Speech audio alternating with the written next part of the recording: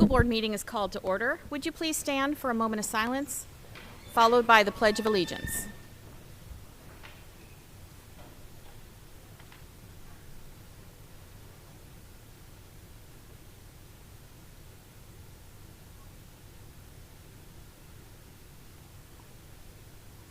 I pledge allegiance to the flag of the United States of America and to the republic for which it stands, one nation, under God, indivisible, with liberty and justice for all.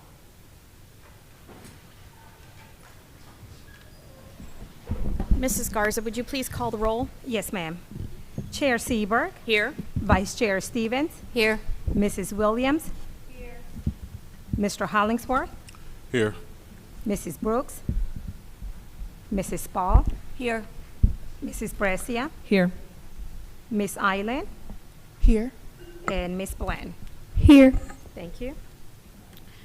Mr. Gaffello, are there any additions or deletions to the agenda this evening? Yes, we're requesting to add a closed session to the agenda and also to remove from the consent agenda finance and operations contracts over $100,000, special education. Thank you.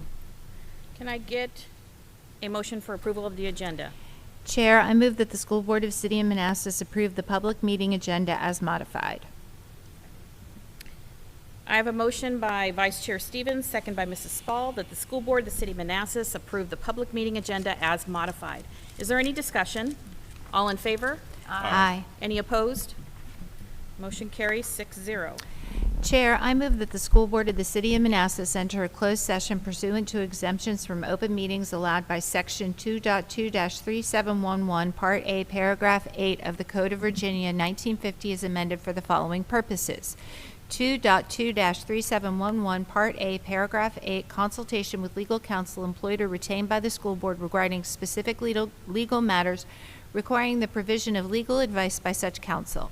The closure of a meeting is not permitted merely because an attorney is representing the school board is in attendance or is consulted on a matter.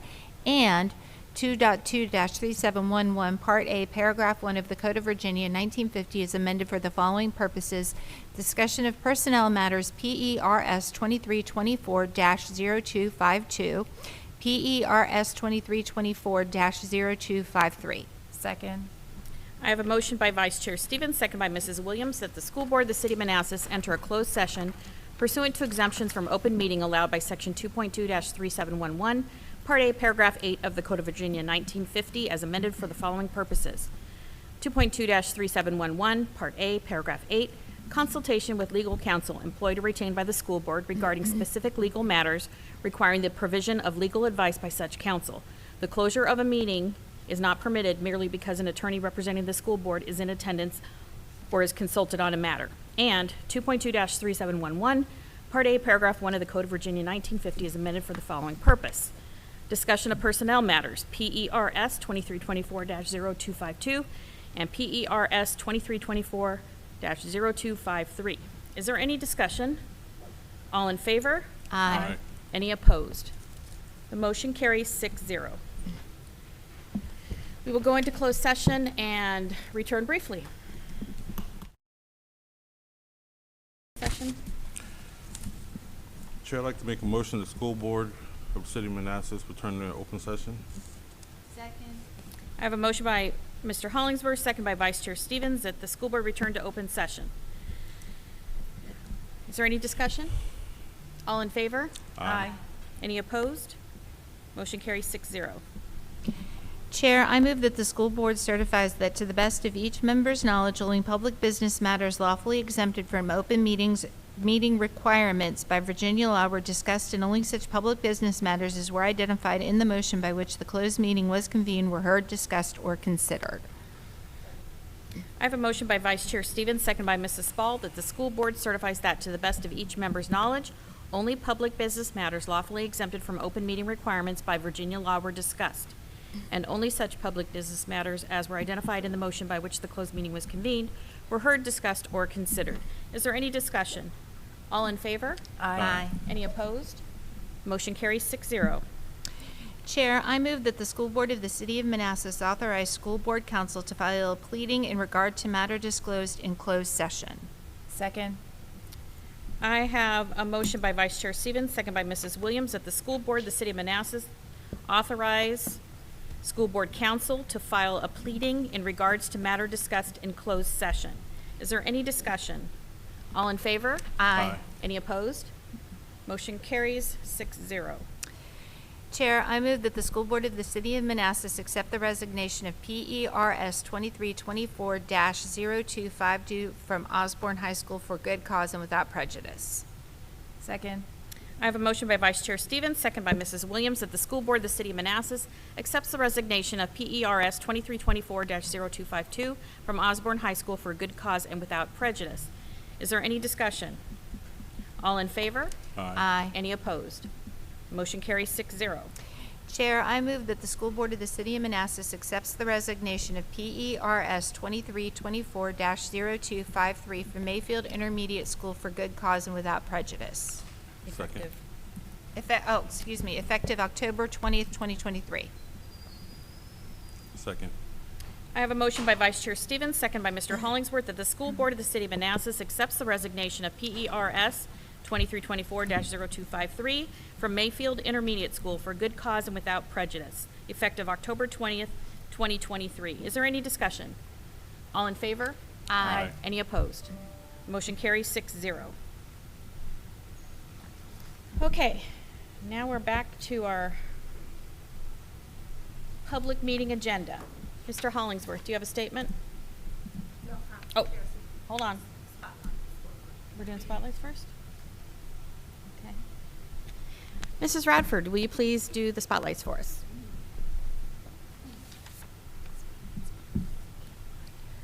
Thank you, Chair Seberg. Good evening, other members of the board, and good evening to everyone that has joined us on tonight. Before I begin our spotlights tonight, I'd like to make a couple of quick announcements.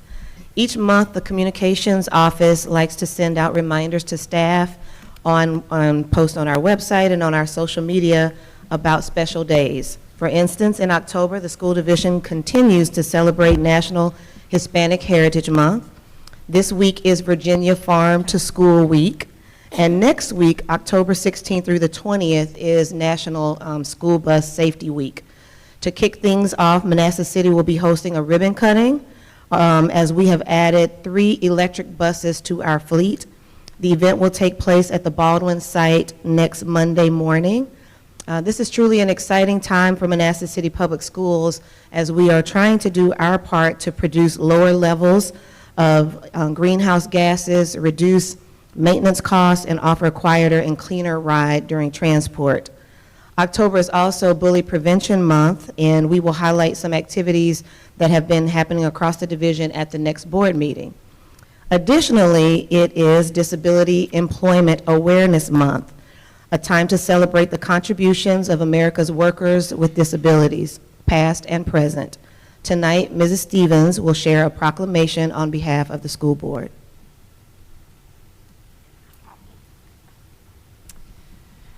The 78th anniversary of National Disability Employment Month Awareness Month proclamation. Whereas the month of October was designated as National Disability Employment Awareness Month by the United States Congress in 1988, and whereas the purpose of National Disability Employment Awareness Month is to educate about disability employment issues and celebrate the many and varied contributions of America's workers with disabilities.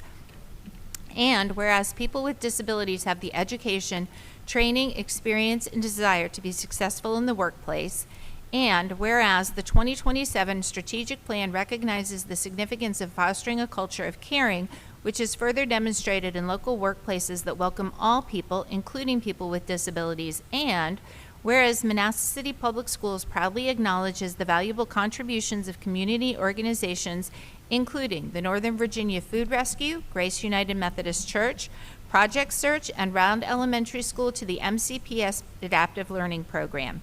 These groups play a vital role in providing strong community partnerships and meaningful work experience for students with disabilities, fostering their growth and development.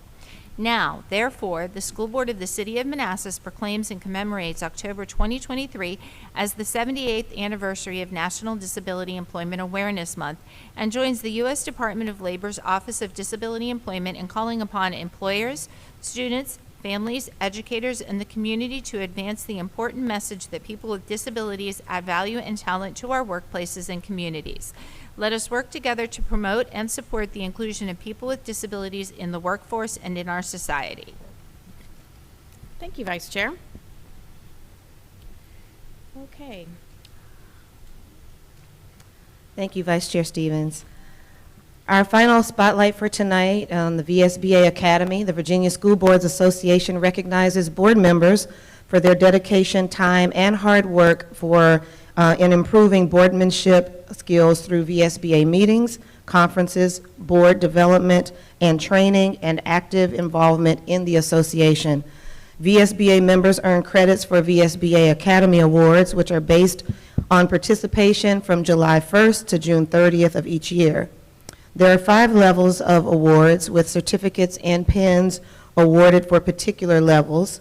The VSBA Academy Awards are presented annually to school board members who meet the requirements.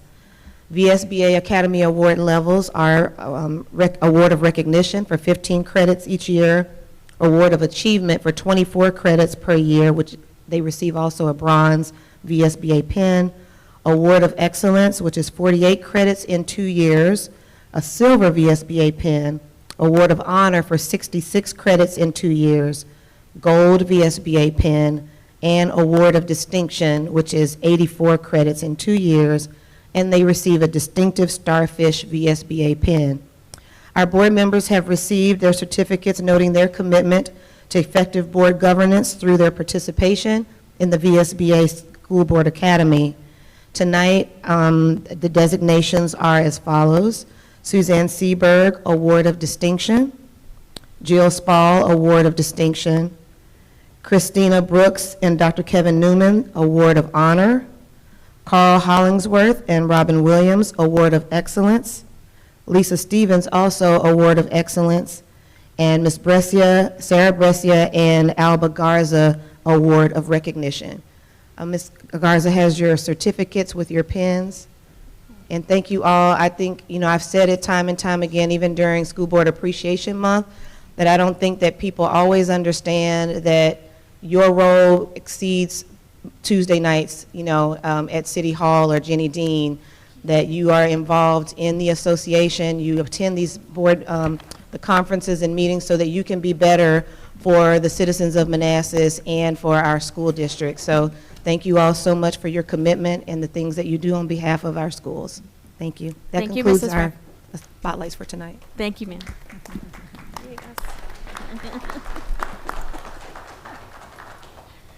Next up is board committee reports. Mrs. Spall, do you have a report on behalf of the Educational Support Committee? I do. Our Educational Support Committee reviewed an updated MOU for shared services this week. The City of Manassas City Public Schools shared use for playgrounds, courts, and fields, and sorry, I don't have my glasses on. Whatever the recommended recreational use, the document was updated to include the use of Metz fields. That's the important part.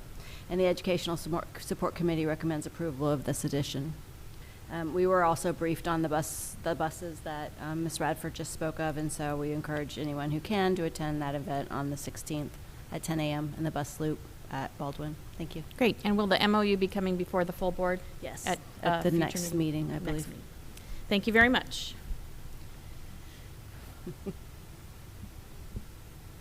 Next up is citizens' comments. Are there any citizens that wish to speak to the school board tonight? Anyone at all? Seeing and hearing none, I'll take a moment to recognize some of our MEA, Manassas Education Association leadership in the audience tonight. Thank you, Ms. Anna DeMaria and Ms. Tammy Potts for being here this evening. Can I get a motion for the consent agenda? Chair, I move that the School Board of the City of Manassas approve the consent agenda as presented. I have a motion for Vice Chair Stevens, second by Mrs. Spall, that the School Board of the City of Manassas approve the consent agenda as presented. Is there any discussion? Yes, Chair. I have a family member that is included on the personal ratification list for hire. Therefore, I will be abstaining from voting on the consent agenda. Thank you, sir. Any further discussion? All in favor? Aye. Any opposed? The motion carries 5-0.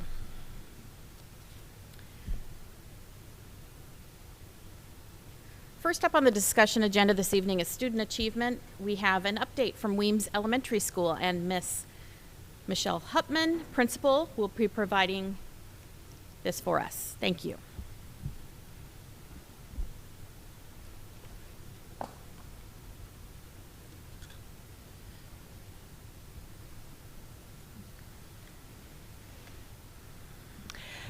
Good evening, Chair Seberg, Vice Chair Stevens, Manassas City School Board members, and Mr. Gefeller.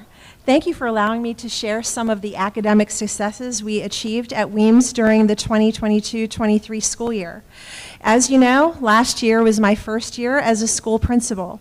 There were many opportunities for growth at Weems when I came on board, but none more pressing than increasing academic achievement and literacy. As you will see in the information shared tonight, we still have much work to do. But the commitment of our staff and the structures that we have put into place to support the growth of our students led to moderate successes last year. These sustainable changes will help us continue to refine our instructional practices and lead to continuous improvements and better outcomes for our students. So my first slide has our Weems PALS data. The Phonological Awareness Literacy Screening, which we call PALS, is administered to students in kindergarten, first and second grades in the fall and spring as a measure of students' knowledge of several literacy fundamentals, which are phonological awareness, alphabet recognition, concept of word, knowledge of letter sounds, and spelling. When we assessed students at the mid-year using the PALS spelling inventory, we determined that we needed to provide more intensive support and adjusted our targeted support blocks across these grade levels. While our second grade students showed growth from the fall to the spring administration of PALS last year, these gains were modest. Staffing challenges in second grade attributed to the limited growth in second grade. PALS data for kindergarten and first grade show moderate increases in achievement for students compared with other students in Virginia.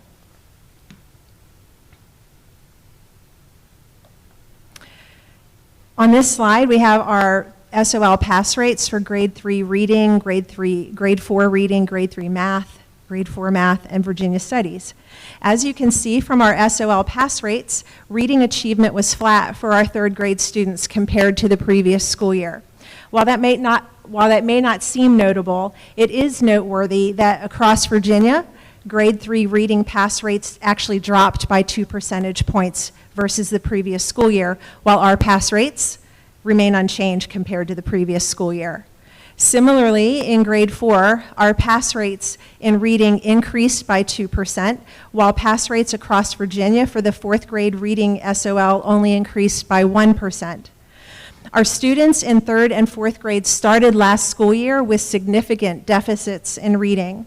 We used the Developmental Word Knowledge Inventory, which we administered in the fall, winter, and spring, as a progress monitoring tool for all students. In the fall of 2022, 73% of our third graders scored in the phonetic stage on the DWKI, which correlates to the skills of a kindergarten or first grade student. By the spring, only 20% were in that range. 72% of our third graders moved into the transitional or fluent stages of spelling by the spring of 2023, which is considered to be on or above grade level, and 8% were in the advanced range for third grade. In fourth grade, 66% of our students scored in the phonetic stage at the beginning of the school year, which is far below grade level. By the spring, only 27% were in this range.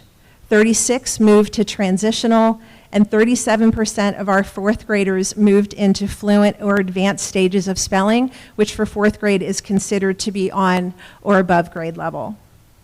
This progress is due to our providing targeted support for every student every day.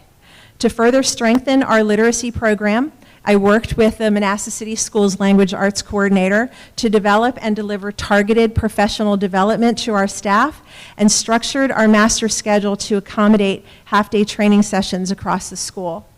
As a result, every instructional staff member, including ESOL teachers, instructional assistants, virtual teachers, and classroom facilitators, were trained in the teaching of guided reading. This reading training model was replicated across the other 4 elementary schools in Manassas City last school year.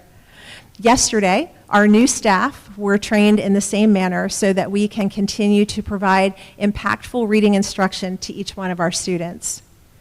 As with our reading results, the growth in pass rates on the math SOLs for Weems students surpassed the growth for other students in Virginia. Our third grade math pass rates increased by 6% over the previous year, while the state's third grade pass rates for math only increased by 2%. Our fourth grade pass rates increased by 7% at Weems, while growth across Virginia for the fourth grade math SOL was 4%. Early in the year, we partnered with Origo, which is our math textbook publisher. They trained our teachers to effectively use their curriculum and the other resources that come with the textbooks to better meet the needs of our students. To further support this learning, our elementary math coordinator provided a hands-on workshop to our teachers to help them effectively group their students based on need to provide targeted small group instruction. Our Virginia study scores were flat compared to the previous school year. This year, we have a renewed focus on vocabulary, and coupled with continuous improvements in the teaching and learning of reading, we expect to have an increase in pass rates for the spring 2024 SOLs in Virginia studies. This slide shows the gaps between Weems and Virginia for grade 3 reading and math, and grade 4 reading, math, and Virginia studies. As you can see from this information, the gaps have gotten slightly smaller in the 2022-23 school year as compared to the 2021-22 for each of the tests shown. The goal for us at Weems is to continue to reduce these gaps.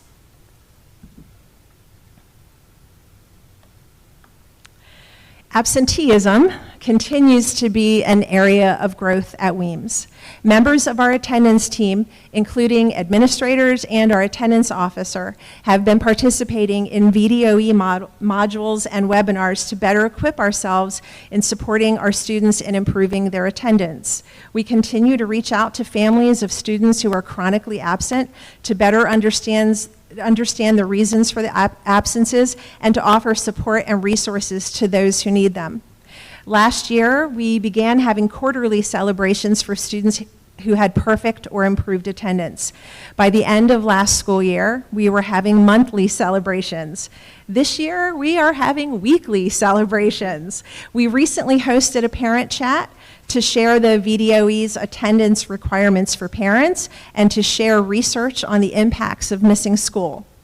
When comparing our average daily membership numbers from last year to this year, our daily average attendance is up by about 3 percentage points compared to last year.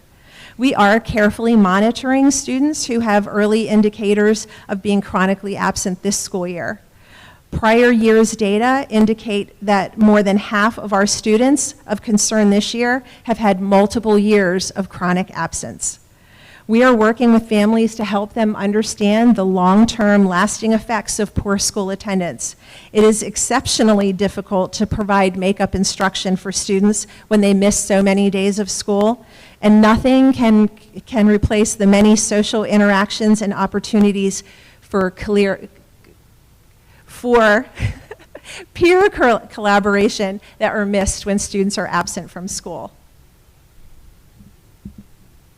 We have had some successes this year, notably, while we're not where I want to be in terms of student achievement for all of our students, we have put many systems and structures in place to lay the foundation for success.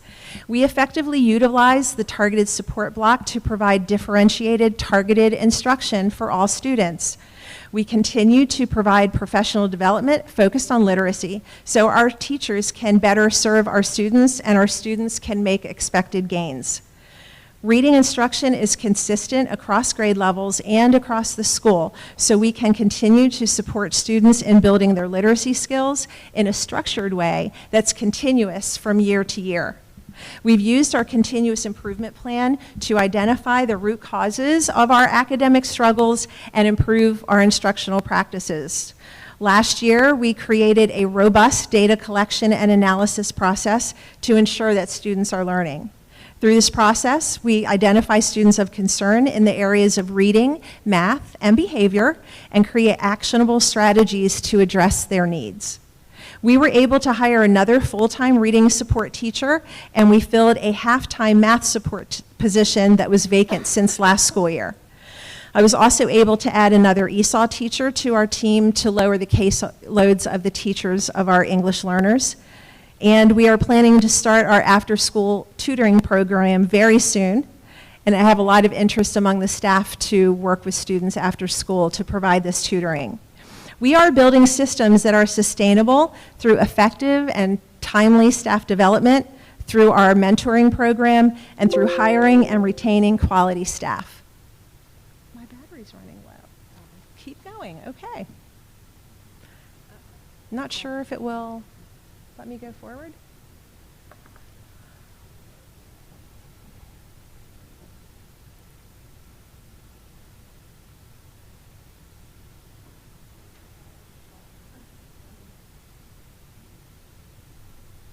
Do you want me to continue talking? Sure, Okay, sure. because I think you all have the presentation. we do. Okay.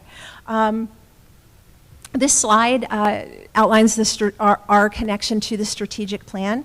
The work we're doing at Weems aligns with all 4 pillars of the Manassas City Schools strategic plan. For Pillar 1, learning environment, we focus on inclusive practices, creating an atmosphere where all students have the opportunity to participate and learn. Through a cycle that works, our collaborative learning teams work together to answer the 4 critical questions when unpacking standards and planning lessons. What do we want all students to know and be able to do? How will we know if they learn it?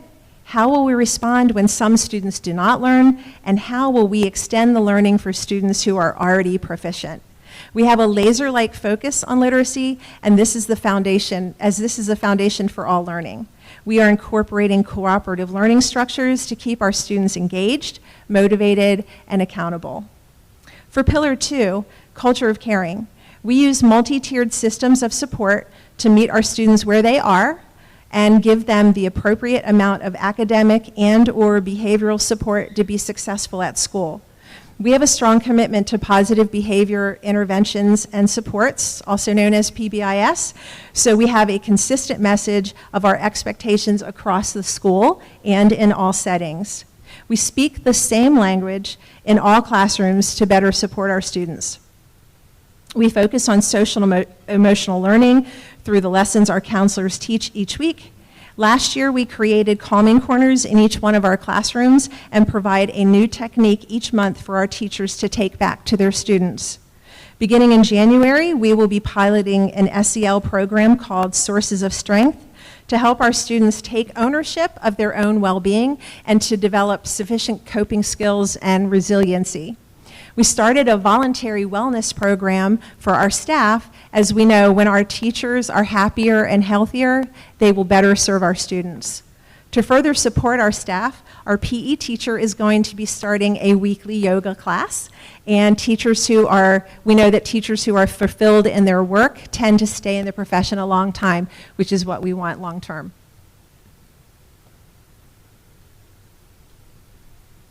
For Pillar 3 of the strategic plan, quality workforce, despite having a new principal at Weems with new expectations, we had a high rate of retention among our instructional staff going into this school year.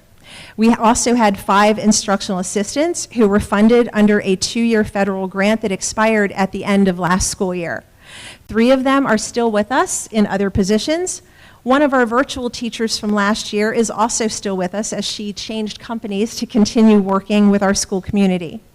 We continue to help our teachers enhance their skills through relevant professional development and improve their instructional practices through the work of our collaborative learning teams.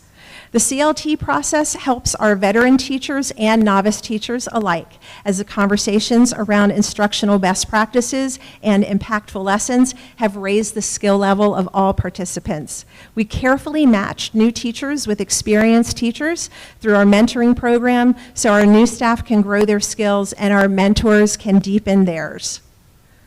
For Pillar 4, we have a strong commitment to family and community partnerships. I have monthly parent chats to present relevant information to parents. Today, our topic was bullying prevention.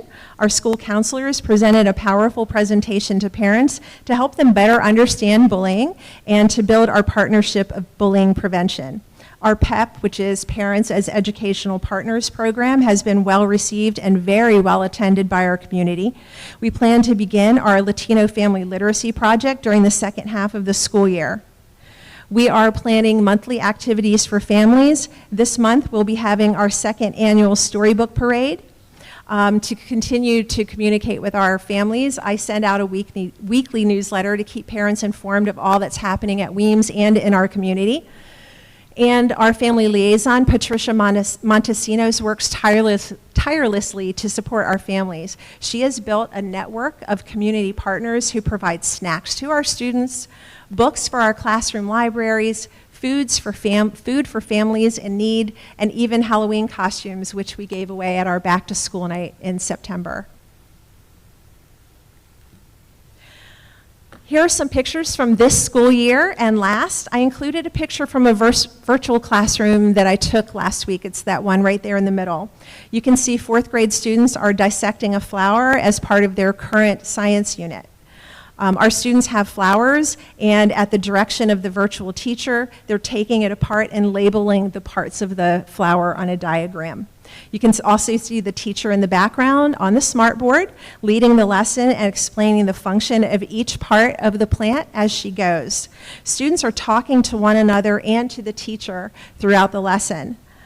I know you all haven't been able to get to all of our virtual classrooms, so I thought that was a good picture to share. It's very representative of what we're seeing across our third and fourth grade virtual classrooms. You can't see him, but our classroom facilitator is supporting individual students while the lesson is going on. He's not pictured there.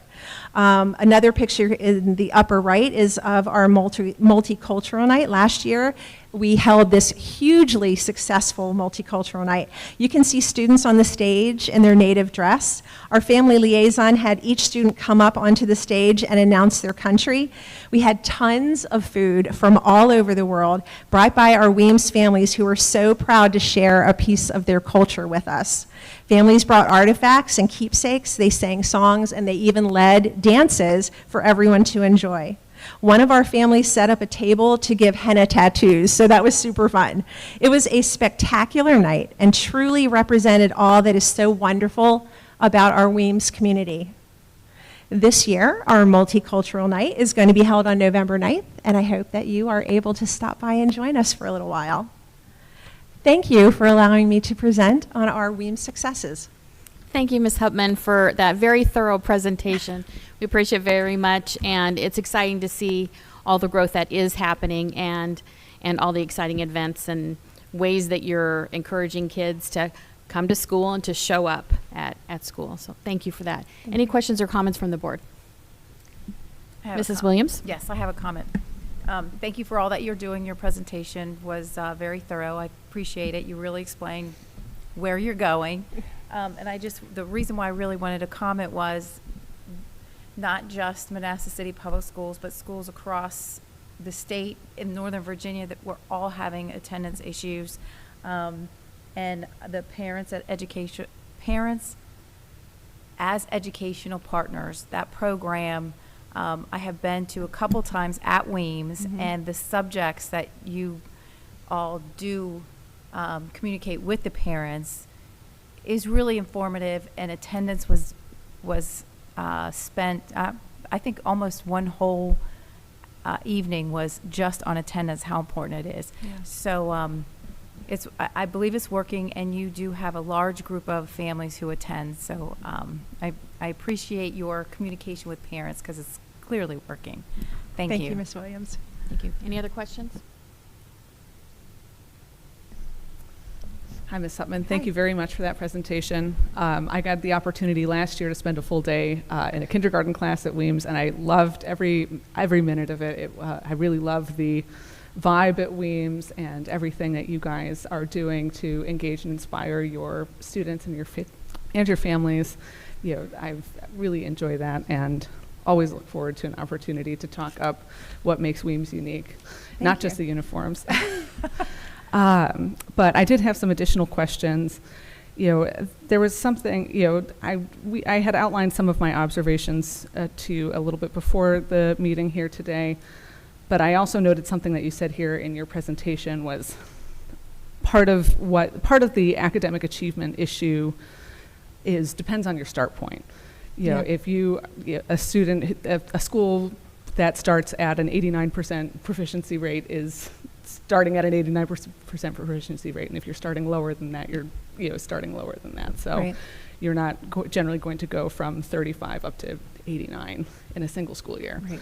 Right. But I did, you know, when I look, I always read these charts diagonally when we have the fall and the spring broken out, and I've seen versions of this at the division level before, and I was struck to see this again, that when you follow the cohorts for our PALS data, for example, from spring of 21-22 to fall of 22-23, the state lost 4 points in that gap, and we lost 12 points in that gap. And that's over the summer. Yeah, we don't see, that's over the summertime. Mm-hmm. And then it happens again from 1 to 2. Virginia loses 7 points, and we lose 24 over that summer period of time. Right. And I do know we have some summer programming. I want to, and maybe this is something that we can all put a pin in it and discuss later, but have you had any thoughts about how what do our students face over the summer that might have this impact? So I think a lot of our students travel out of the country over the summer, honestly, and so they don't have access to English books, which is what we need them to have. We know summer slide, the loss of learning that happens over the summer hits low-income students particularly hard because they don't have access. I think that we could do a better job really talking up the summer reading program that happens at the public library. And just as I kind of look at that data myself and think through it, I'm thinking I'm going to work with my supervisor and see if we can open our Weems library next year so that people don't have to go to the public library. They can just come to the neighborhood library, which is right here at Weems, and maybe we can model it after what the public library does so the students still get that same experience and they can come in and check out books right here in their own school. I'm thinking that's what we're going to do this year and really talk up literacy and celebrate. I love the creative thinking. I love that you are thinking about it. So thank you. I'm happy to hear that, and we'll be excited to see where and how that goes. And I do want to note that our year over year, our fall to spring growth, I mean, we kick the state's butt in that with we totally did. Data. So, and you noted at one point in your presentation that the state overall, in their 3rd and 4th grade SOLs, they decreased, especially in reading. I want to note also that other jurisdictions, elementary schools also experienced a decrease. And so, although obviously what we want to see is big double-digit improvements all the time, we are when you compare us to what other elementary schools are going through with this cohort, this is not bad. I'm proud of it. It wasn't great data, but we didn't go backwards, and I'm proud of that. And this is something that not just is happening in the backwards slide, not just the state, but also if you are comparing across the line in Prince William, Manassas Park, there has been some backsliding there, and we have, at least at Weems, not had that. So I was very happy to see that, and look forward to how we can build on that going forward. I know that this was your last year, concluded your very first year, and I do think it's notable that in your very first year as principal, you held, we held it together. So that's, my kudos to you for that. Thank you. Let's see. I did notice just in general, the PALS data improvement was very dramatic. And then the 3rd and 4th grade, what's the difference there that 3rd and 4th grade is not getting the dramatic improvement that we're seeing in the lower grades? So in the year before I came on board, in the 2021-22 school year, the school division implemented the use of IMSE, which is something multisensory. I can tell you what it is in just a minute. But we implemented that program, which is a really strong reading program, really basic, based on the science of reading. And so we started that in 21-22 with our K-2 students, trained all the teachers, got all the materials, and I think that you're seeing the results of that because that work was happening.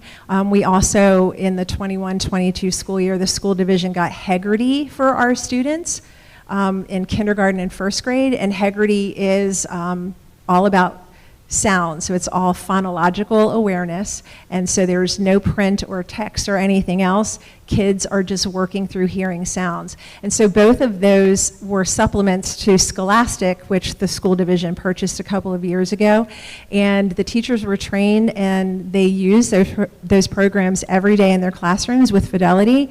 And I think that's why you're seeing that growth in the K-2. We didn't have those programs for those kiddos in 3rd and 4th grade.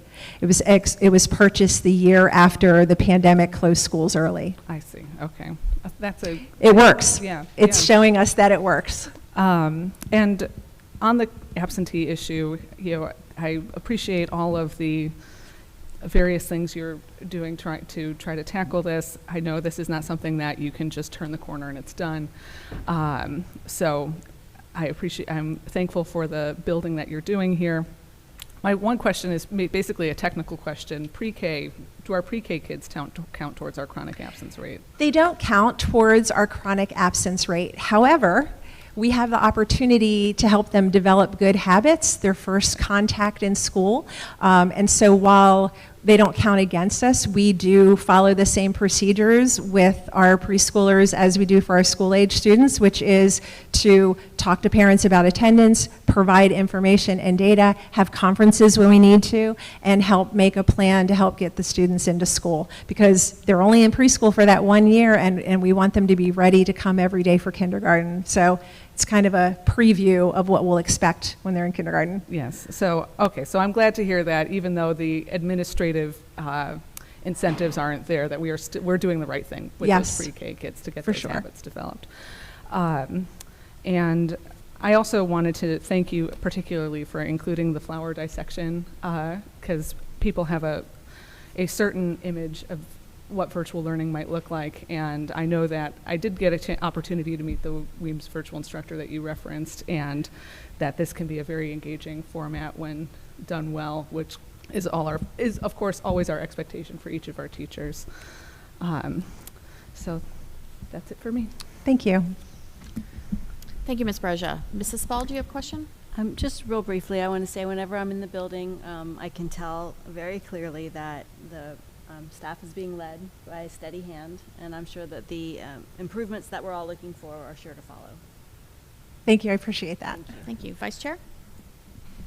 Thank you for the thorough presentation. I just had a couple little quick questions.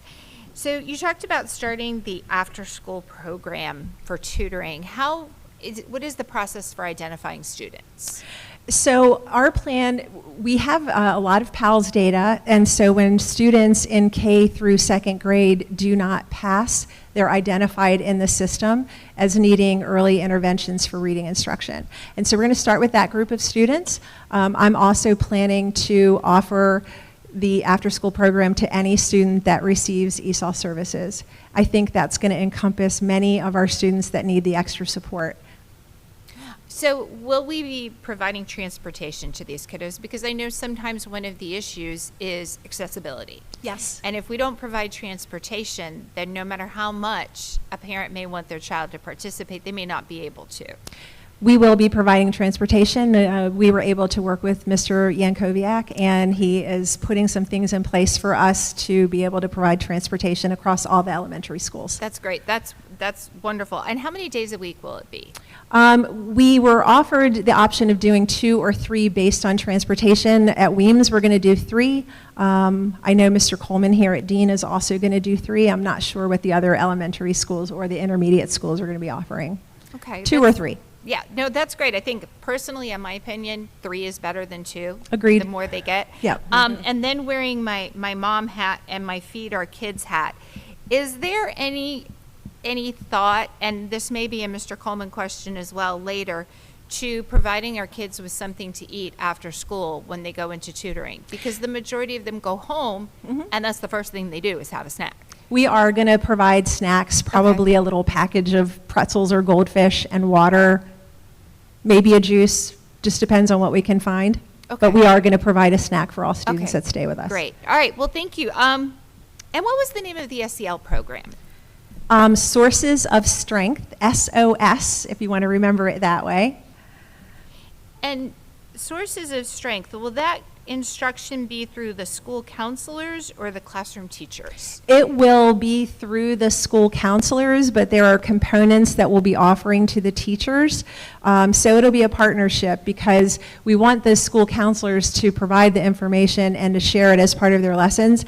But a lot of the teachable moments for students when they're having difficulty will happen in the classroom. And so we're also going to have our teachers looped in to use the strategies as well. Okay, great. Thank you. Thank you for sharing tonight. Thank you. Thanks, Ms. Huffman. A lot to be proud of there. Thank you. Next up on our discussion agenda is Mr. Mike Flugrath, principal of Osborne High School. He's going to provide us with some information regarding late arrival and early release policies and procedures. Thank you, Chair Seberg. Appreciate you having us.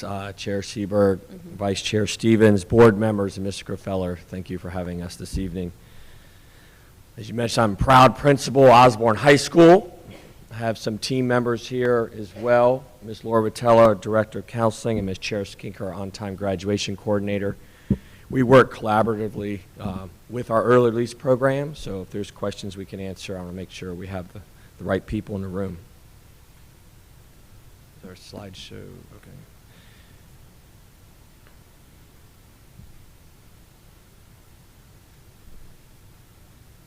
I don't know if our slides are showing up. I can go through it. Oh, they are.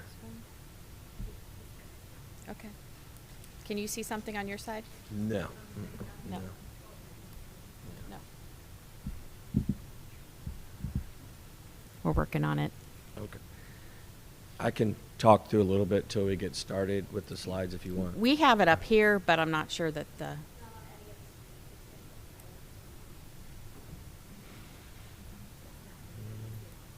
Okay. Would you like to go ahead? I can go ahead. Okay. If you can see it, I can talk to them. So after the title slide, the next slide is the earliest late arrival policy. Flicker, okay. Bottom line is this: if students want to have a reduced school day, they have to submit a waiver for approval for that. There's some certain exceptions for that for reduced day. For example, if you're in a dual enrollment program, in other words, you're in our governor school program or you're in our ROTC program, by being in that program, you're already approved for to come in at a different time or to leave and come back. So if you're part of a vocational tech program or dual enrollment program, or you have a IEP with a health reason, you don't need to get an official waiver to do that, okay? So the early release guidelines, okay, there's 3 major guidelines we're going by. If the student needs to work to assist their family or their further education, if it's determined the family responsibilities, they could have abbreviated day if they're needed, and if they have a health need. So, for example, we have numerous students that are economically disadvantaged, and working is a necessity for them to work. So we'll verify that employer, we'll have them fill it out, the parents sign it, they sign it. It could be students could have multiple reasons on their application. It could be they might have economic reasons, also have a health reason, and IEP. Could be multiple. The family responsibilities could be working for a parent. It could be taking care of their own child. It could be care for a terminally ill parent, things of that nature. And the health reasons run the whole gamut. Many of them are mental health reasons, but we also have students all the way up to having cancer themselves. That they just can't sit in a class for the whole day. The health prevents them from doing that. So when we look at these applications and these waiver requests, we're looking at each student by name and need. So there's some of them overlap different needs, and some have more than one need in those application waivers. The requirements for the waiver application requires the parent and student signature. Along with it, they're going to commit to staying on time to graduate. No course load reduced requests are granted if a student is not on track to graduate on time, okay?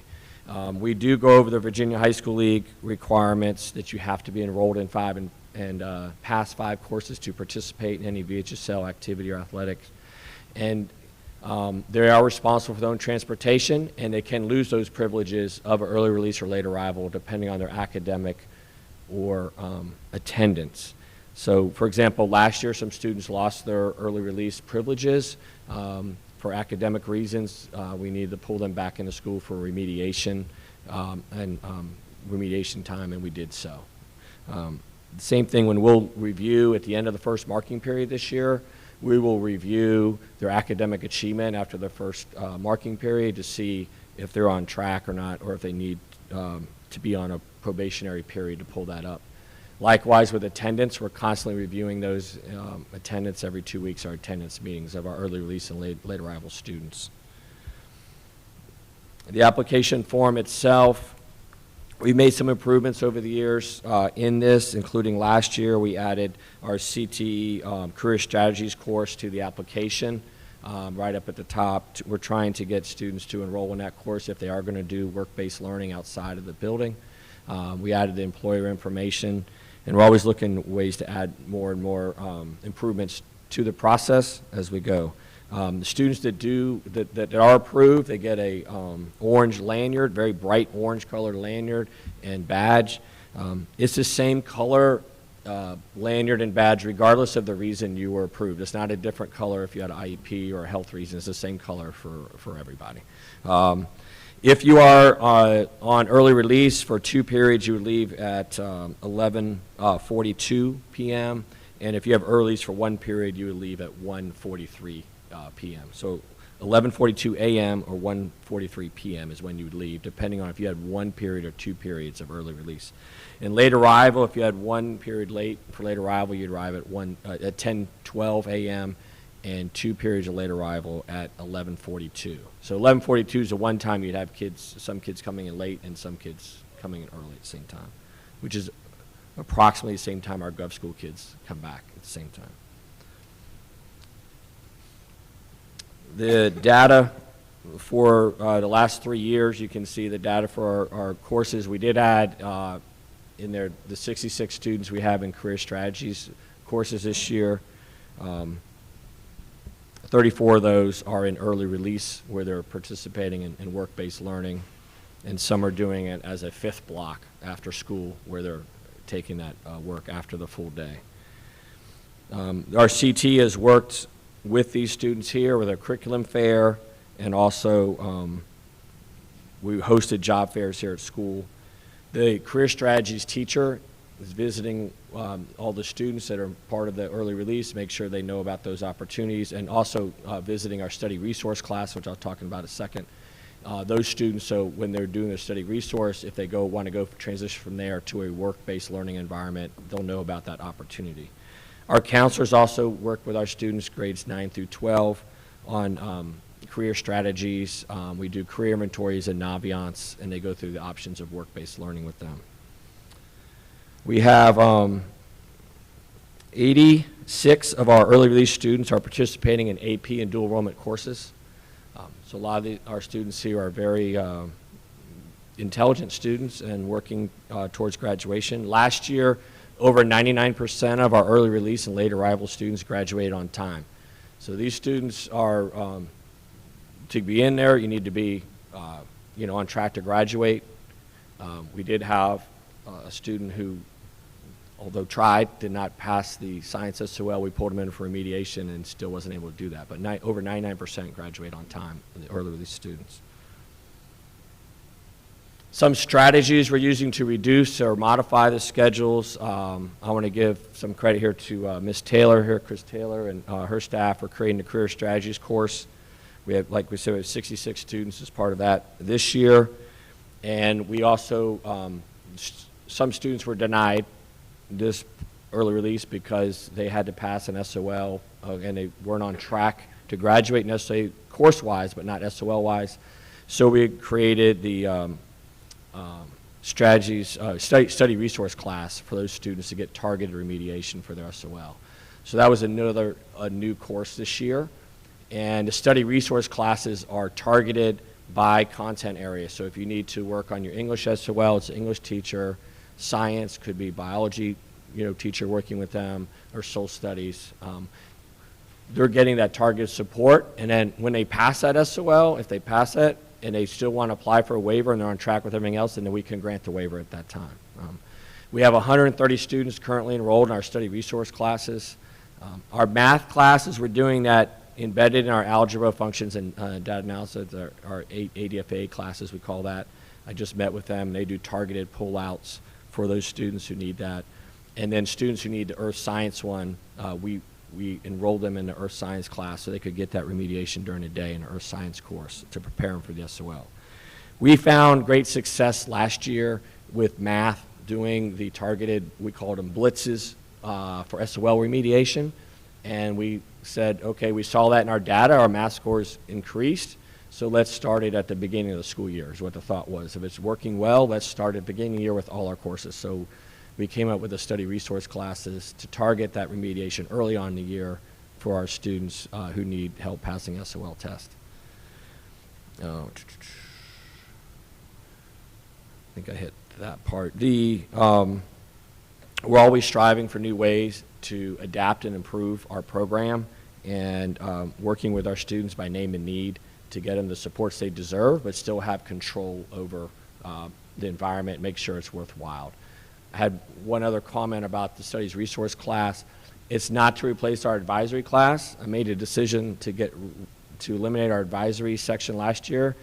Is mainly to keep a safe and orderly environment because that was our worst attendance period, and the students that needed help weren't necessarily getting the help they need. So the study resource class does provide targeted resources for those SOLs, but it's not meant to replace the advisory class. Students get remedial help built into their current class schedule. They have a 90-minute block, and the teachers they're with can circle back and spiral back and give them the support they need. So we're here for any other questions or comments. Happy to take it. Questions or comments from the board? I have a comment. Thank you, Mr. Flugrath, for your presentation. I just wanted to really bring awareness to early release and late arrival. I'm pretty old, and it's been around for a long time, even when I was in high school. And I think it's a great opportunity for students who perhaps college isn't really the path they would like to take.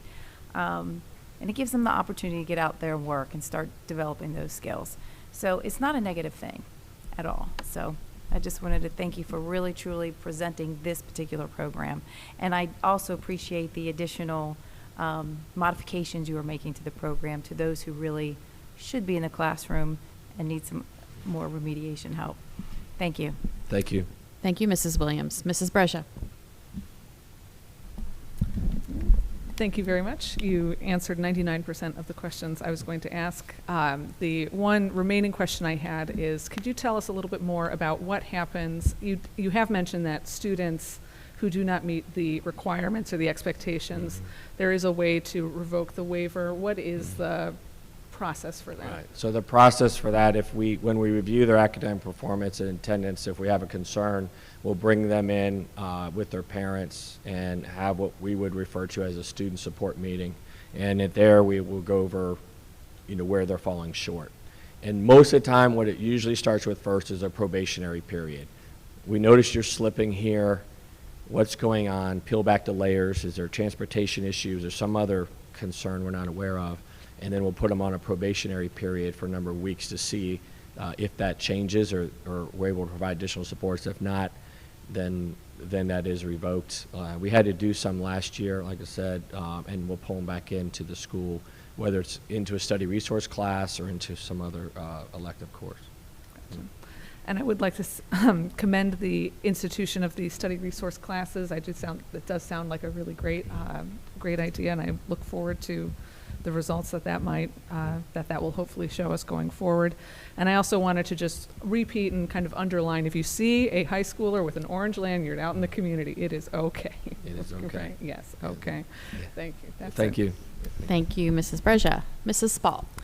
Yes, I'd like to agree with Ms. Breja. This time last year, it was a really big deal about kids milling around outside the school. I make it my business to drive by Osborne almost every time I leave my house. It is definitely a marked improvement, and I'm really proud of that. I also thank Ms. Williams for giving me a great segue. It's a cautionary tale. I was a college-bound senior who also did take advantage of early release. So I had other reasons, but if I had it to do over again, I wish that I would have done theater or something and stayed in school and been a little bit more involved. So my line of questioning, which I've already sent to you, had a lot more to do with, just really trying to push kids. So I think my original question was, I was just a little bit surprised that in 2021-22 there were 359 students, and then this year still 357 students with one or more blocks. So you've answered almost all the questions. I guess just for the sake of asking, where does that fall in the total number of applicants? Like, do you know how many kids? Do you know? Okay. We're aware of 130 students that were denied early release. Okay. So And we really want to have our kids in the school Yeah. as much as possible, because just as we talk about school culture and a principal of the school, like, these are high achieving seniors that I want in the building as much as Yeah. possible. So we do encourage them to stay, and we want to take as many courses, and we have a lot of opportunities at Osborne High School. And I anticipate we're going to do even more of that, and I know Ms. Rotella and I feel the same way. So I would like as many of them to stay as possible. So I would not be surprised that number went down going forward. Yeah. And really, that's my only goal as well, is just to try to give them every opportunity and reason to stay. So I guess my only other question would really be, how many do you think are reporting that they need to work, but they aren't yet folded into some kind of work-based learning situation? I mean, is there it sounds like you're talking to the kids, which is great. Yeah. Is there any chance that we might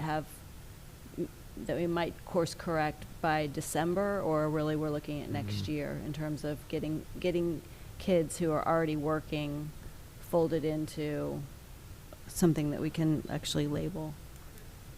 You can go ahead and speak. Yeah, that's okay. They like you to. Yeah. Sorry, I'm just getting over being sick, so I apologize. Actually, I've been working with Chris Taylor, and she was able to come in with Eric Godwin to meet with my school counselors to go over all the amazing extra internships that they've been able to gather prior to, like, as we've gotten into the school year. And so my school counselors have been reaching out to their students on waivers to see, A, do they like the job they're in? Have they found a job? And if either of those two answers is no, they're connecting them back with the CTE office to get them either back into the career strategies class, or potentially just connect them directly to those internships. Not all of those were available at the beginning of the year, but the greatest thing is that we have a really great department who has continuously been building that. So I have a really great team who is now very excited and really informed about those opportunities, and then therefore turning it back around to the students to get them involved.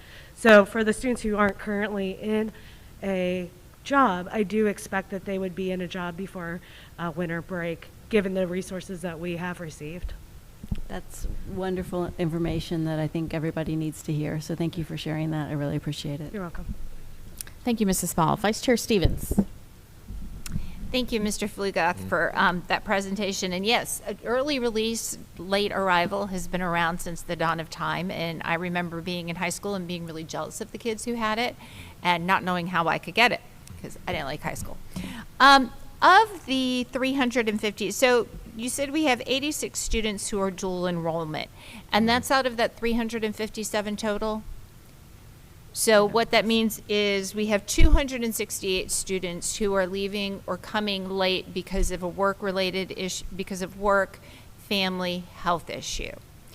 Now, if we have a student who by their senior year of high school, they don't need to take a full course load of credits, they still have to be in school all day unless they meet one of those 3 criteria. Correct. Okay. Correct. Because some of their school divisions, students who do not need to take a full course load do get to leave early or come in late. Just to let everybody know that we're a little bit tougher in that area than some of the other school divisions. And then just a quick question about the study resource class. Is that like, I'm trying to visualize it in my head. Is this a quarterly course, a semester course, or a year-long course? Yeah. You want to speak to that? Yeah. It's based off getting them ready for the SOL. So you may not need the whole year in the course. You can take the SOL before that. I'll have Ms. Skinker talk more about that. So the study resource course, students were assigned based on the tests that they needed, and they will be in that course until they pass said test. So the first testing window, well, the writing testing window is next week, but in terms of reading, math, social studies, science, that testing window is the end of November into the beginning of December. So that would be the earliest we would see a large group of students offered that opportunity. Many of these students need multiple tests. So what will happen will be, if I'm sitting in, say, biology remediation, biology study resource right now, I take that test in December, I pass it on my first go, I'm great. Now I move to the social studies study resource class, and I start working on that test that I need to graduate. And once I've checked all of my boxes, then you're reconsidered for early release for those classes. And so do you know whether or not the 130 students who were denied, what percentage of them it's because of those SOLs? Do you know offhand? All of them. Okay. Okay. All right. Well, thank you. Thank you for your your time and all that information. I appreciate it. Thank you. Thank you, Mr. Flugrath, for bringing this information to us, and to your team for supporting our students in this program and through these procedures. Thank you very much. Thank you. Next up on our discussion agenda is an attendance update from Dr. Shavis Thomas. She'll provide an update for us regarding the current attendance protocol and the best practices to improve chronic absenteeism.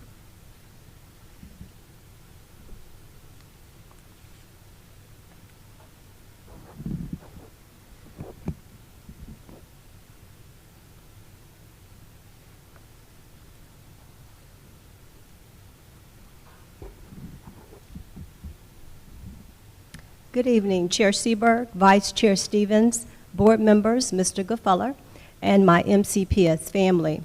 I am excited to share updates on our ongoing efforts to improve chronic absenteeism and overall attendance in MCPS. Attendance matters.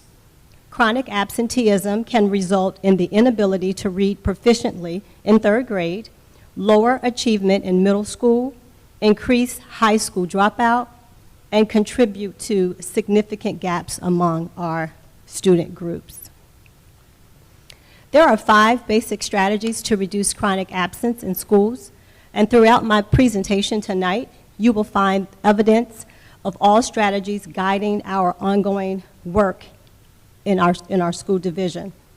The 5 strategies are engaging our students and families, recognizing good and improved attendance, monitoring to attendance data and practice, providing personalized outreach to our families, and develop a programmatic response to barriers. Here is our tiered attendance systems of supports. Our strategic plan lays the foundational supports for ensuring favorable conditions for learning for our students. Examples of positive conditions for learning are welcoming and safe school climates, learning supports, active student and family engagement, and positive peer connections.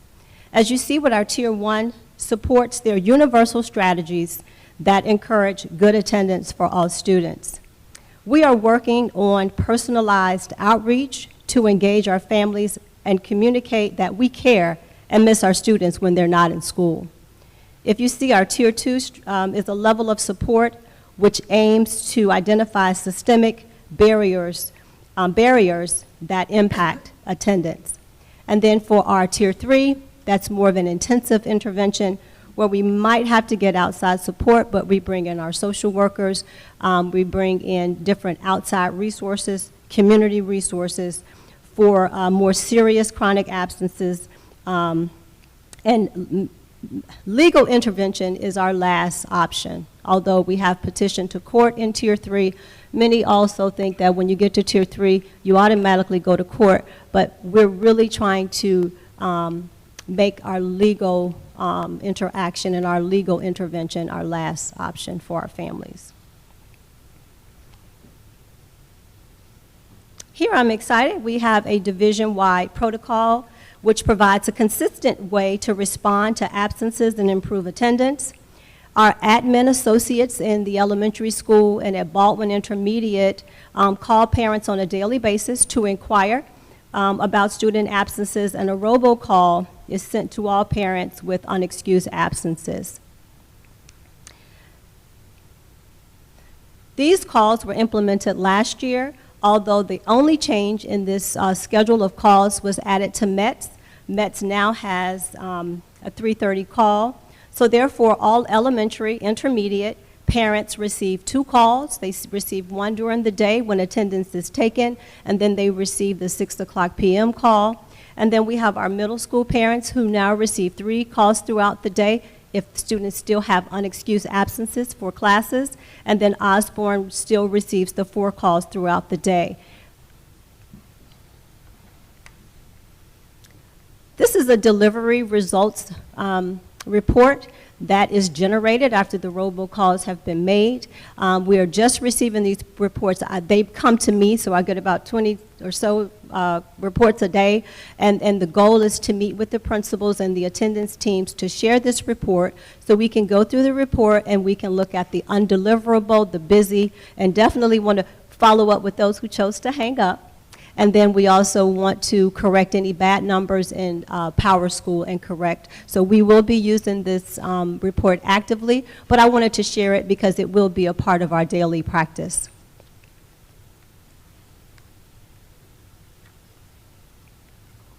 By the 3rd or 4th absence, our teachers are contacting parents to show, hey, we noticed that you're not here, and we miss you when you're not present. So we're making that call by the teachers, and we're documenting that in Power School, and we're calling that a basic care check. And we just want to encourage parents to send their students to school and just kind of inquire about the absence. A home visit may be necessary if contact is unable to be made. I know in the past we will call a parent and we have the best efforts, but we can't stop there. So that's why here at the 3rd or 4th, a home visit may be required by the social worker, the family engagement specialist, along with the attendance officers if this contact cannot be made. Here we get to our 5th absence. And our counselors are seeking to understand the root causes for attendance. We're trying to figure out what are the barriers for keeping our students from coming to school. At this time, a 5th letter for unexcused absences is sent to all parents, and that is generated from Power School. Our attendance officers and our social workers primarily conduct the home visits, although our family liaisons are also a part of that team. If the visit is successful, they have conversations with parents. They reach out to see what are the root causes. They also schedule meetings that they're unable to schedule. They verify the residency to make sure that the parents and the students actually do live there. And then they offer support, and then they're building relationships. So far, they have been conducting home visits regularly. Our attendance officers reported that they do at least 2 or 3 home visits a week, and at the high school, of course, it's probably triple that. I know Mr. Gilligan in 1 month, he might do at least 30 home visits. The staff who are completing the home visits have reported that they do not feel unsafe, and that they also shared that oftentimes when parents have several people at their doors, they are more resistant. So a lot of times it's best, they have had the most success when it's 1 of 2 of them that will do the home visit.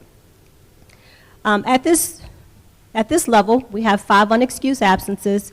The counselor will meet with the student, and it is the goal, that every student who is at the 5th absence will receive a care plan, which is formally known as the attendance plan. So that is the goal. I'm excited about this sheet. Many of our schools have converted this into a Google form. Therefore, we can collect data on the root causes for student absenteeism. A lot of schools are using this in a different manner, but I'm very confident that they are using this form with fidelity, because at the end of the year, we really want to know what are the root causes and what can we put in place to improve attendance. So here, this form will address academic conditions, our safety concerns, social dynamics, home situations, health status, and our school culture, student voice, parent voice, and are there any barriers for our students identified with disabilities? This is a success plan that we captured from Attendance Works. Our attendance officers are using this as well. It's in another form of a care plan or attendance plan, because here you can see where we have a checklist for improving attendance, and it's a commitment that parents make. And at the end, it gives a definition of chronic absenteeism, and it also has I was present this many days, I was absent this many days, and they set a goal. And many of our attendance officers are also using this. Our counselors are using this, and then we're excited about the Family Help Bank. So this particular form and that they're using is helping us plan for emergencies. I mean, how many of us, we work every day and our students are very seldomly sick, but then who do we call when our students are sick? So this Help Bank allows parents to really find people that can help get their students to school, especially if they have a hectic work schedule. And then when sitting down with parents, we all know that missing 1 or 2 days of school year can definitely and will definitely lead to chronic absenteeism.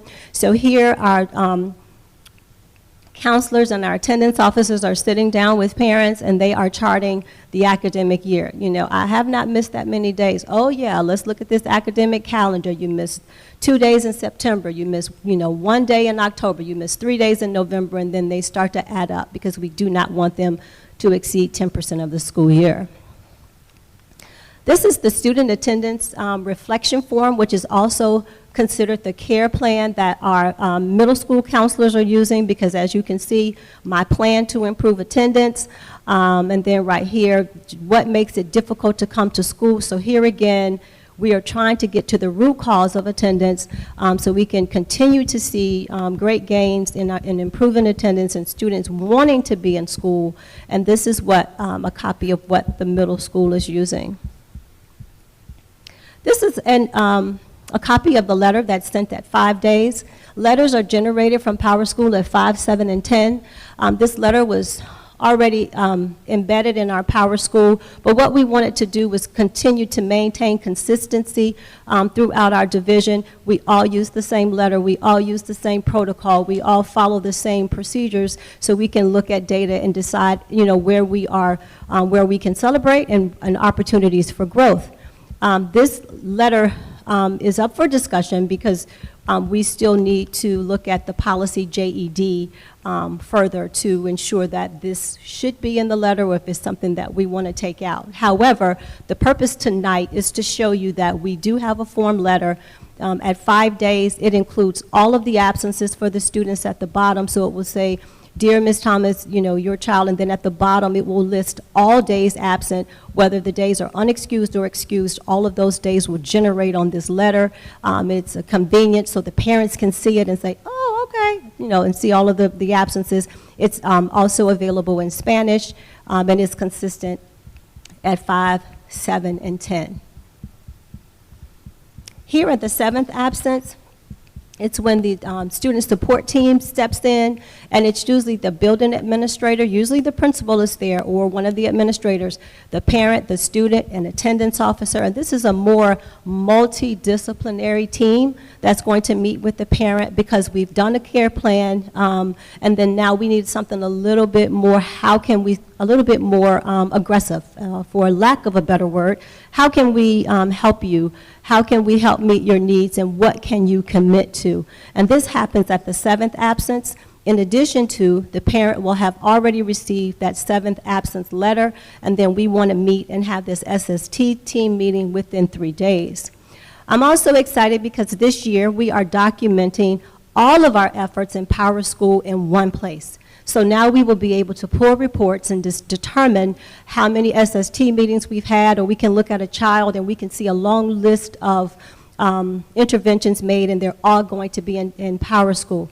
In the past, you will have certain schools who might put them on a Google Doc, or they might put them on a spreadsheet, or they might have them in a notebook, but now they're all required to be in Power School. So when we look at a child, we can just say, this child has had all of these preventions and interventions to help improve attendance. Now, every good plan has to have a protocol for excused absences. This is still a work in progress, but every month, starting first quarter, the office, central office, or the Department of Student Services will send a chronic absentee letter to parents. My goal for this letter, it's already in draft form. I have connected the importance between absences and student achievement.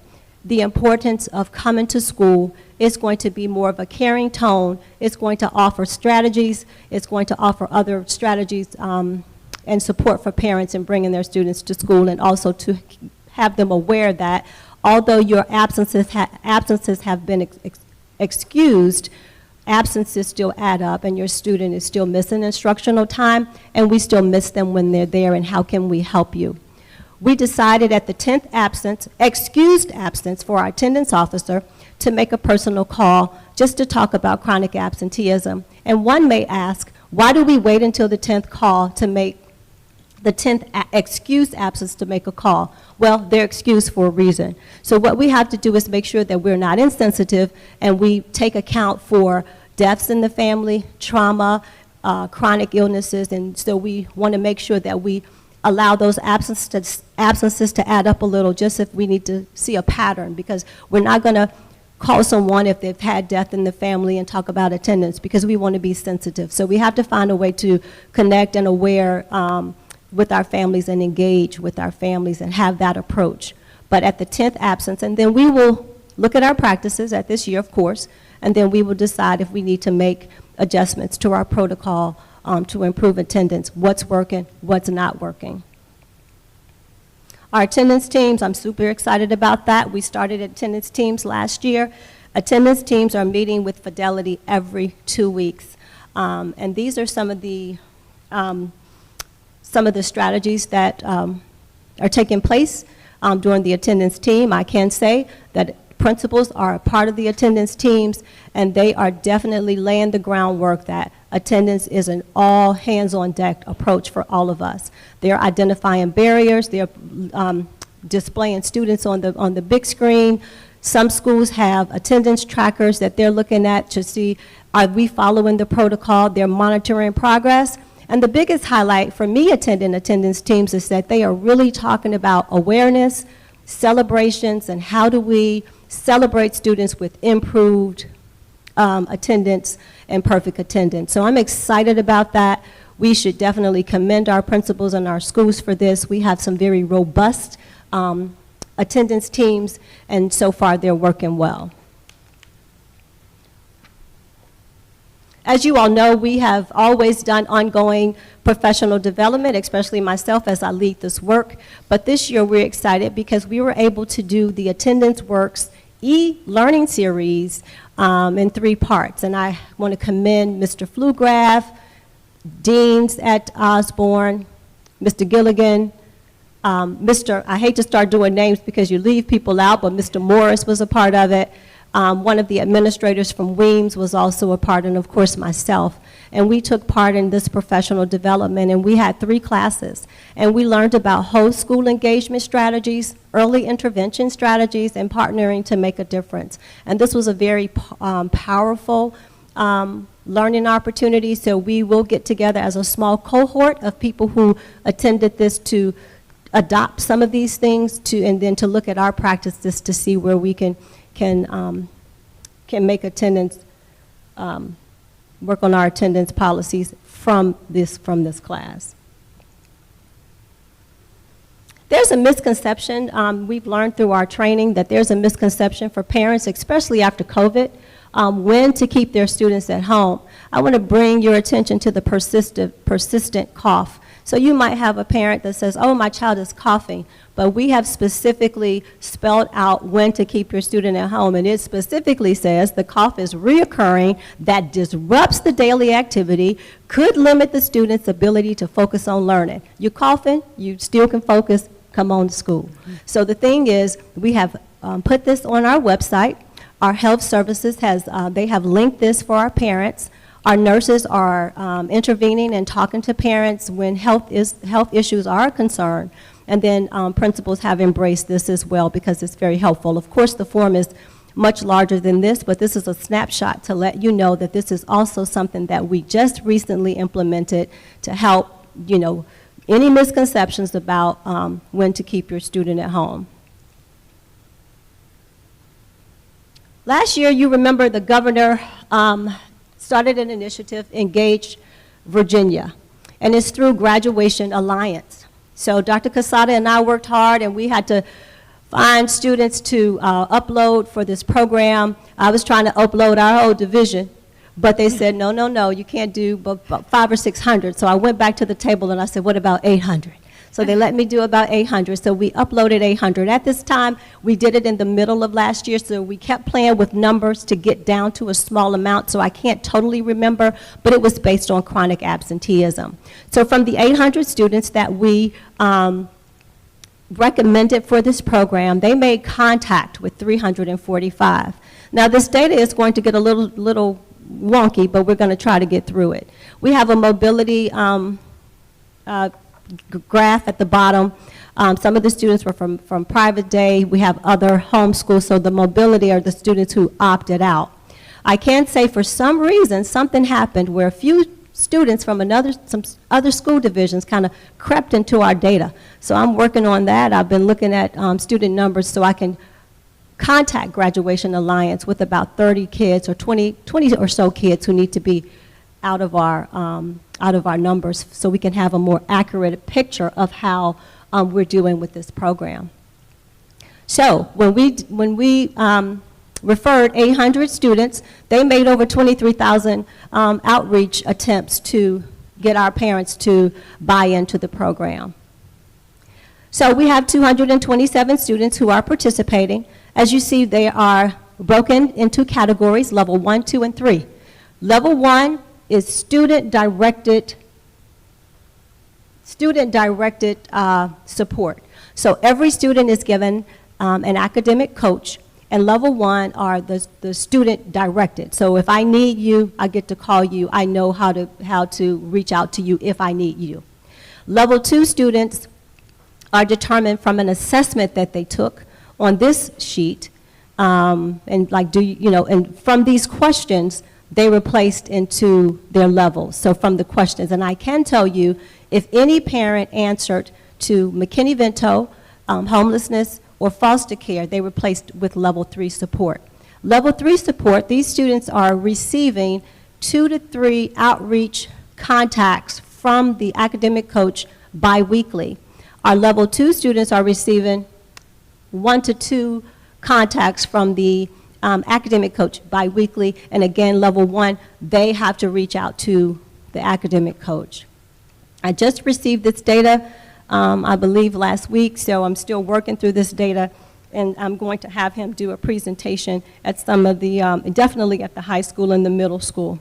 I can share that he said that the governor has opened up more spots, so we are putting this on our website. I have shared this with our principals for parents to refer themselves, so I'm excited about that. So these are some of the things that they ask the parents in order to put them in the different levels. The academic performance, academic resources, and emotional factors. I was asked the question about transportation. I cannot see it on here, but I can tell you the transportation question is centered around the personal home's vehicle and not the transportation to school. So if it says if they have reliable transportation, we definitely have reliable transportation here with our buses. I think this question was centered around, do you have reliable transportation personally and not to and from school? Here, they show us the interaction. These reports are just mind-blowing, and I was excited to see, and I was very, very grateful for these reports. Now, out of everyone who is a part of this program, we have 186 students who are actually interacting or responding to the academic coaches, and they break all of that out. If you click on the pie chart, you can tell which students, how long. So it's just phenomenal. So once I get an opportunity to go into this data, I will be able to break out the data by school, break out the data, and meet with the principals and share this with them. And I'm excited to do that. Finally, only 21 of our parents responded, but if you read this closely, this was just a snapshot that everyone felt that this program was helpful, and they were grateful, and they were supportive. So I was excited to do that. He said although 21 parents responded, he said we still had a high acceptance rate from our family. So that was great. This is our truancy dashboard that we've been working on, and we're going to pilot that. I'm so excited. I'm excited about it all, but I'm excited about this truancy dashboard. And we're going to pilot this at Osborne, and we're going to pilot this at Metz. And then across the top, we're working it out. And when I did the presentation, it was not up and running, but it is today. But across the top, we will have a 5-day letter, the care plan developed, which is the attendance plan, the 7-day letter sent, the student care team, which is a more robust team, the 10-day truancy letter, and a student support team meeting, and that will go across the top. And now when we pull up this dashboard at Osborne or Metz, we can clearly see how many students are at the 5-day care plan, and we can definitely track. So excited. We can track what we're doing, we can track the protocol, and then we can track what needs to happen. So now we don't have to pull the millions of reports and look at the tracker. We can look at this dashboard, and it'll be at our fingertips, so we can quickly take action and respond in a timely manner. Super excited. As of September the 29th, I started to wait, but I couldn't wait. So I pulled the data of the daily absent rate. This data shows on a daily basis the daily absent rate. So last year at Baldwin Elementary School, 14% of their students were absent on a daily basis. This year, only 5%. Last year, Baldwin Intermediate, 5%, and then now 4%. Dean, 10% of their students were absent on a daily basis, now only 5%. Hayden, went from 9 to 5%, Mayfield 12 to 4, Metz 9 to 5, Round 6 to 5, Weems 8 to 5, and I want y'all to wait for it. Osborne, 23% of their students were absent on a daily basis last year, and now only 7%. Now, this is a small, yeah, we can clap. So I guess this is exciting. Now, it's a small window. It's only from the beginning of school, August to September 29th, but we're still going to celebrate gains because I'm excited about this. I was, not surprised to see this, but this absent daily rate, this was great. It's showing us that at least from August to September, we're moving in the right direction, and we're going to be hopeful that we're going to continue. So we have a lot of celebrations in our school, and I just want to quickly show you a celebration, of the 1-second celebration that was at Baldwin Elementary School. Uh-oh, Alba.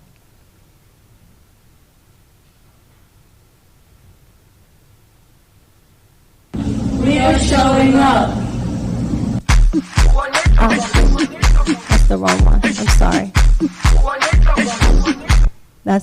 Can we go back to, and I'm unable to put. October will be something different, so if you can come, we'll be excited to have you. Why are you here again?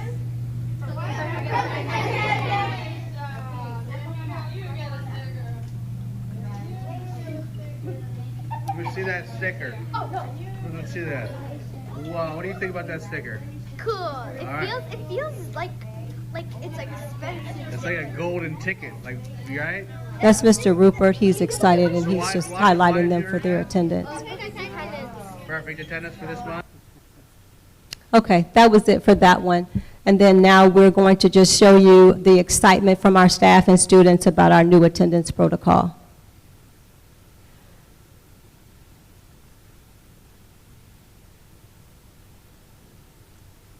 All right, keep it up. October will be something different, so if you can come, we'll be excited to.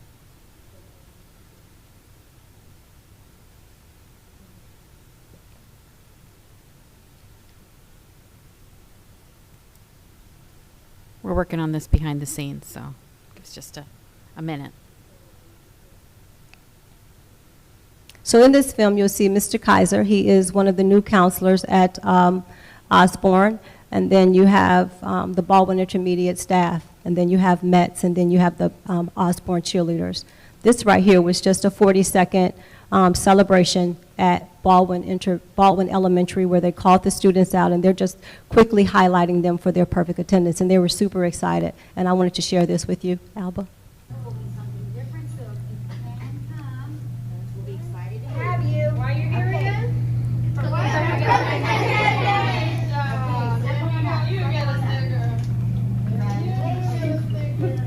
Let me see that sticker. Let me see that. Wow, what do you think about that sticker? Cool. right. It feels like it's expensive. It's like a golden ticket. Like, you right? So why did you earn that? Perfect attendance for this month. All right, keep it up. Keep it up. All right, good job. Good job. And thank you for Baldwin Elementary for sharing that with me. I was excited to highlight you tonight. And then next we have just some excitement from our staff, ways that we're showing up.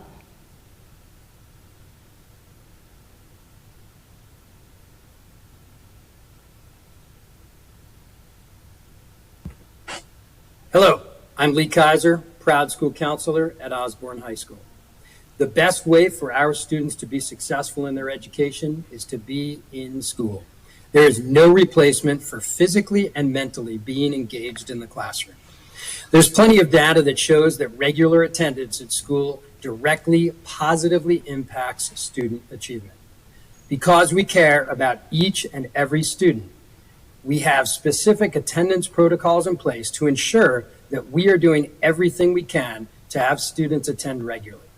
Teachers, counselors, deans, social workers, administrators, and our attendance officer are all part of the process of encouraging and holding students accountable for attendance. What we found to be the most effective thus far is face-to-face meetings with the student, parents, and their guardians, and school staff. The process is to explain the importance of attendance, determine barriers to the student attending, identify solutions, and discuss action plans and support for the student, their family, and school staff. The most important thing a student can do each and every day is to be in school, as it benefits them academically, socially, emotionally, and behaviorally. We want you here because we care. Yay!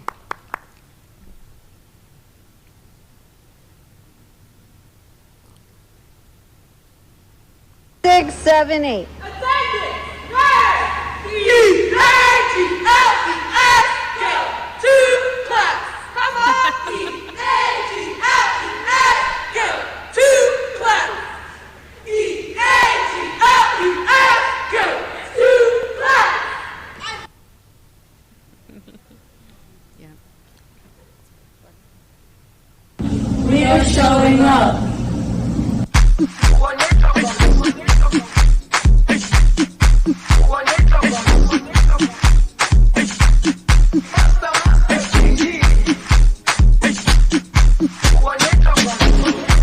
Jerusalem, Ikayana,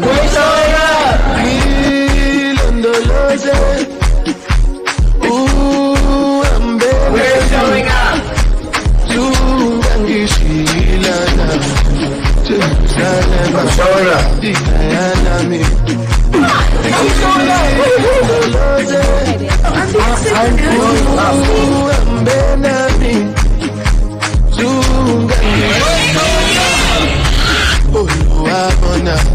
I'm not perfect, I can't move the time.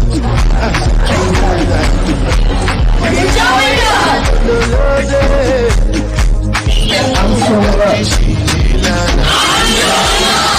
My eyes, see feelings sacrifice. Trying to survive.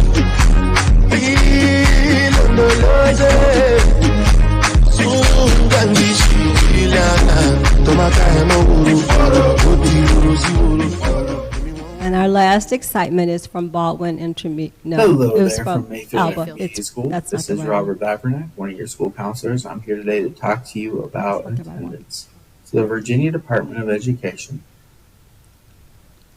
Oh, I'm sorry. Mm-mm.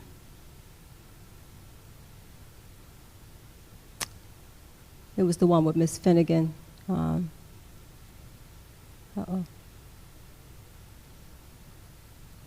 Well, as we wait for our last, just quick video, just to show some excitement about the protocol and how we all feel about the protocol and the work that we're doing and showing up and attendance.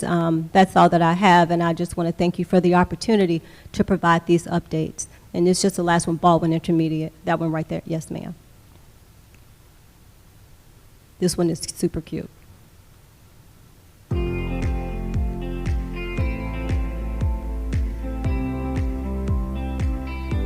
Here! You're here! We're all here together! Attendance matters! Attendance matters.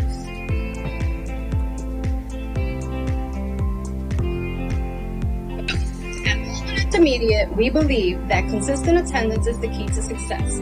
That's why we're thrilled to introduce our new attendance protocol. It's a system that's consistent throughout Manassas City Public Schools, ensuring that every team member knows their role and responsibilities. Here at Baldwin Intermediate, we celebrate attendance and recognize those who have done a great job showing up each day. We have perfect attendance awards each month for classrooms who have the highest attendance. Our students can earn recess with the administrators, they can shop the walk, or they can have a yummy donut breakfast. We are making attendance a part of each opportunity with parents as we explain the importance of being here on time each day. Every PEP, every PTO, parent night, and any school events that we have been highlighting the importance of attendance. And so far, our communication with staff, students, and parents has had an awesome impact. We have noticed that those who were chronically absent last year are here every day and they're coming on time. So the messaging that we're doing, the information that we're sharing, and really working together as a team has had positive impacts, and we've already started to see it. So again, we are super excited here at Baldwin Intermediate, really following the protocols that we have in place to support that every child is here every single day because attendance matters. Thank you, Alba, for your assistance. Hi, That's my name it. is Thank Anna you. Bang. I'm one of the school counselors at Baldwin Elementary School. Hi. That's all that I have, and thank you for the opportunity. Thank you for the wonderful presentation. That was fun. Yay. Questions or comments from the board? You have a comment? Well, thank you so much for all of your hard work. What I think this really shows is when you really put SOPs in place, standard operation procedures really truly in place, where you're really focusing on, okay, how we're going to do this, when are we going to do this, how we're going to collect the data, and it's going to be consistent across the board. I think we're going to see some real successes. So I really appreciate all your hard work on this. Thank you. Thank you, Mrs. Williams. Mrs. Breja. Thank you very much. I know this is a big problem, and it was a big presentation to match the big problem, so thank you for all of the energy and attention that you are giving to this. I will also say at the outset that my child was a recipient of the fancy gold medal sticker, and it was she showed it to her sister, she showed it to the whole family. It was a small thing, but really made a very It makes a difference, yes. very big impact. So I noticed in our new unexcused absence protocol, we took a look at the unexcused absence protocol in March, and I noticed that there were some changes here. Now, you explained 99% of them, but I did want to ask you for more details. In the previous protocol that we saw in March, the consider court referral happened at the 10th absence, but that's been moved back now to the 12th absence. And so I was wondering if you could speak a little bit more about why that decision was made. Oh, absolutely. So in March, the goal was just to show that we had a protocol, and that was a working draft. And actually at that time, it was Osborne's protocol. I started from the top down. I started working with Osborne on their protocol first, and we put that in place. They were like our piloted model. Every other school had a pilot or a protocol, but it was somewhat different last year, so we were working on a systems approach. So when you see the 10th, we decided as a work team, when we worked on the finalized draft for our protocol, we decided that we wanted to give parents more time for all of the plans to work. Because if we continue to reach out to them every increment, then they don't get a chance for those plans to work. So we moved it back for 12 so we can build relationships and really get to the root cause. So that's where you see the 10 last year, now it's 12. And then as far as the changes and the shifts, like I said, last year it was more, hey, this is a sample of, or this is what we're following this year. Once we collect data, we had a very, very disciplinary team to help roll this plan out.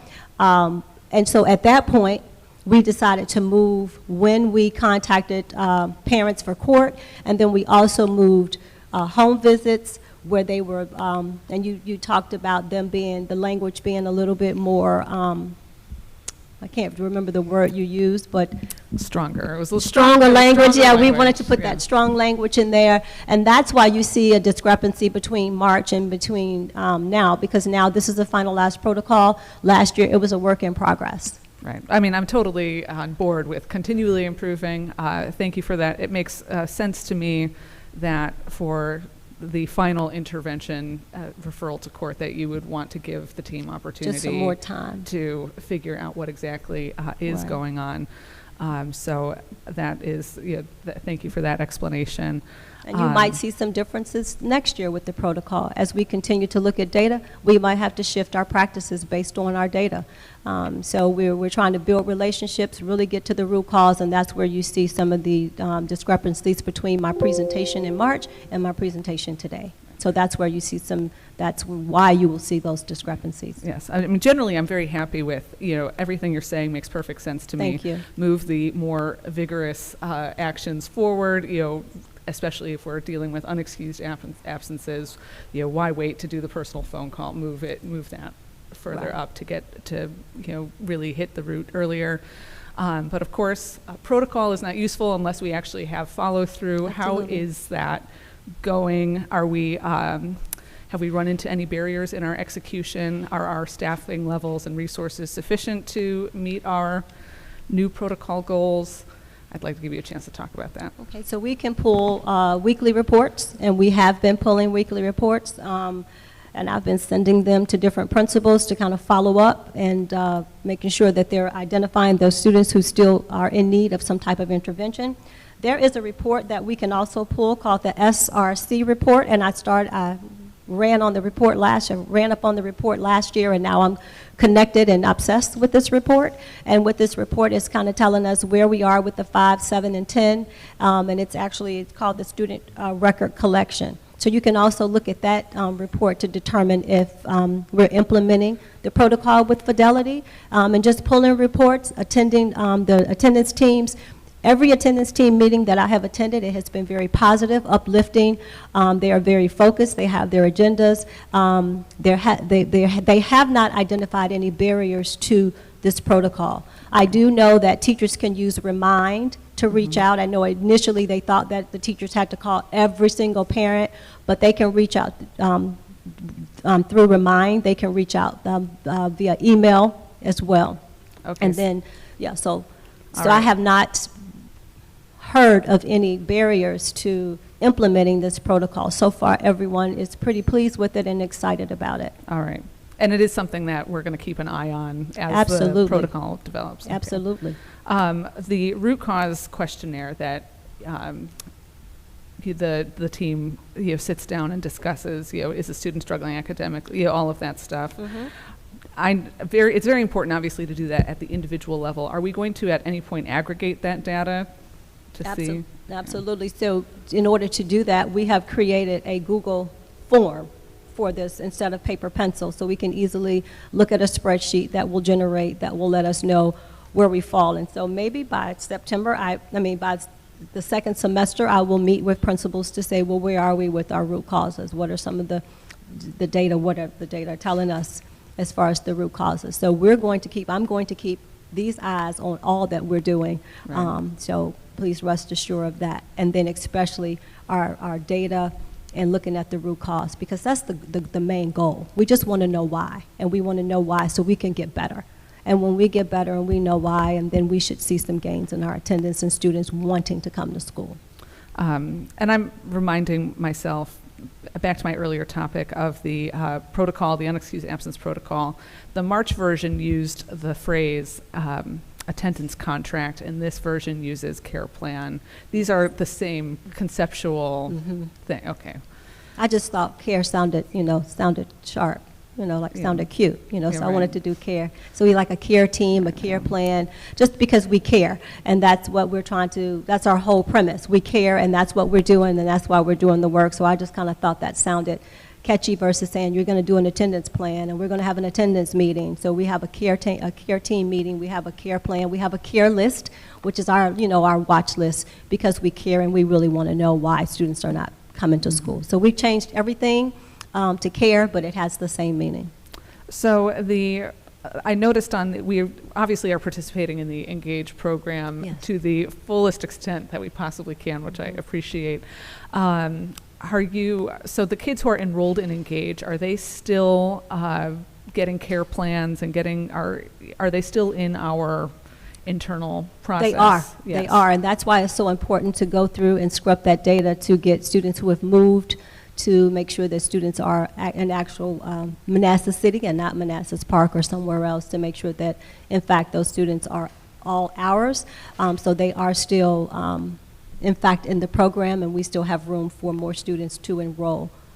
Is the rate of participation in Engage, is it what we had thought? Is it higher than what we thought, lower than what we thought?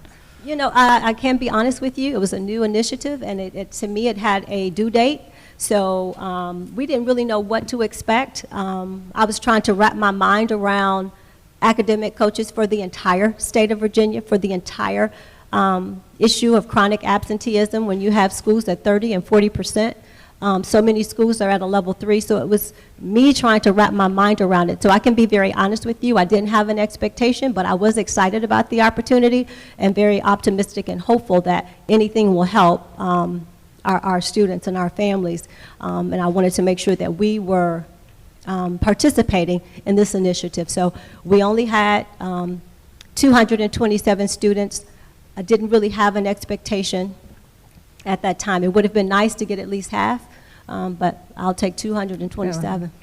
Especially it's a free resource. Exactly, exactly. So it was free, so no harm, we could have no had foul. For the daily absent rate chart, I just wanted to confirm the 22-23 bar, that is also through September 29th. Absolutely. Okay, that is very exciting. I pulled that data right, on the date. So from the beginning of school to September 29th of 2022 to September 29th in 2023. So it is definitely accurate. All right, very good. Thank you. And I think that is it for me. Thank you very much. Oh, thank you. Thank you, Ms. Breja. Mrs. Spall, did you have questions or comments? Yes, Dr. Thomas. Yes, ma'am. I don't want to be overly dramatic. I know it's getting late, but I want to let you know that this is a really great presentation. Thank you. And for me, it's a lot of personal successes, what I would consider a 20-year journey, between being a citizen and a parent and a school board member I feel like this is the beginning of, everything that I want to see in our city schools. So I thank you for your dedication. A lot of goals are beginning to be reached. So as a previous volunteer call lady at Metz, I can tell you that I'm super excited, and I know everyone has to be excited about the truancy dashboard. That's a dream realized. What is the date that you think you'll be able to launch? First possible date that maybe it's there. It's up and running now. At the time of the presentation, which was last week, I was just unable to access that dashboard to show all of the components, but it's up and running. Great. So by the next time, I will be able to give you an update because it is there, and it's up and running. I also, have to say how much I love the source of the Show Up Manassas videos and the attempts to, bring that to light. Do you know if we have or when we will have all of our signs out that you plan to put? So let me apologize in advance. That's okay. No I apologies. ordered all of the signs. I have them in Spanish and English, and they are at Baldwin Intermediate. And I did not get them, but I can have them. But I do have them. I did order them. It's not a critique. It's no, just no. a I statement. understand. I understand, but I have them. Yeah. I just don't have them today, and I apologize. But it's all coming together, and I just love seeing it. And I know that some questions were asked, but we'll get to see how sources of strength can fold into this as well, which is going to be another exciting presentation. So we're I'm excited looking forward about to that as well. Thank you very much for everything. And Ms. Ball also. Meg Carroll came and got 3 or 4 signs. Great. And I have been told that she has put them around Georgetown South and in different areas of the community. I also plan to go to a few community and business partners to see if I can put the signs there. Sure. So I'm excited about that. That's really great. But I do have signs for you guys in English and Spanish, so I will definitely get them to you. Some of these. You're still back there. But thank you very much. You're it's welcome. really exciting information. Thank you. Vice Chair Stevens. Thank you, Dr. Thomas. And I remember when we first heard about Engage and you were so excited about it. It looks like it's making a difference. We have 22%, approximately 22% of the 818 students are participating. Because we have fewer than 800 students participating, are we able to enroll more students into the program? So basically, there's slots, and as long as we fill the slots. So are we in the process of identifying additional students who would benefit? So at this time, he said since it's starting to reach capacity, he told me that the best thing to do is to have parents to self-enroll. So I've been working with Al in communications, and we're going to put it on our website. I've sent this information to all principals, all counselors, our attendance officers, and our social workers, and said, please encourage our parents to self-refer for this program. So when you say it's reaching capacity, that's not in our school division, that's at the state level? The state level. So I think the governor only paid for like a certain amount of slots, and then they gave every school division, because I thought the sky was the limit until they said it was not the limit. So now, he said, if I hurry up and get more of our students in, we can possibly get more students in. Are we looking to identify students to get in, or are we just at this point relying on parents to self-enroll? So I think the first point, we would have to identify them and let them know about the program, and then ask them to self-refer. And it will be on our website with more information, so if they visit our website, then they have that option. But the goal is for us to identify and start to reach out to parents to say, this is a wonderful program. It will afford your student the opportunity to have an academic coach that will reach out to them biweekly and assist them with the things that you need assistance with. And the rate of participation we have, do you know if that's kind of typical across the state? I did not ask him that, but I will, when I meet with him this week, I will. He did share that our McKinney-Vento students are a little bit higher than the national average. I think we're at 13 or 15, and we're just slightly higher. He said everything else It's right along with the state, but I'm not sure if our participation rate is any higher in comparison to the rest of the state. And then, do you know what the lifespan of the program is going to be? I have no idea at this point, but I can imagine it's a lot, especially with the academic coaches. But I do not know at this point. But I will ask and follow up with you as well with the lifespan of this program. Well, thank you. And thank you for the work you've done getting this off the ground. I'm sure it's been quite a task, and I think it's going to be a big help to our students who are enrolled. So thank you. Thank you. Dr. Thomas, I just want to thank you and our student support teams at each school for reducing chronic absenteeism in our schools, and also for helping to grow that culture of caring. Thank you. In Manassas City Public Schools. Thank you. Thank you. Okay, thank you. Next on our agenda is VRS membership for school food service and transportation. And this evening, Ms. Megan Mills will present information for us on this.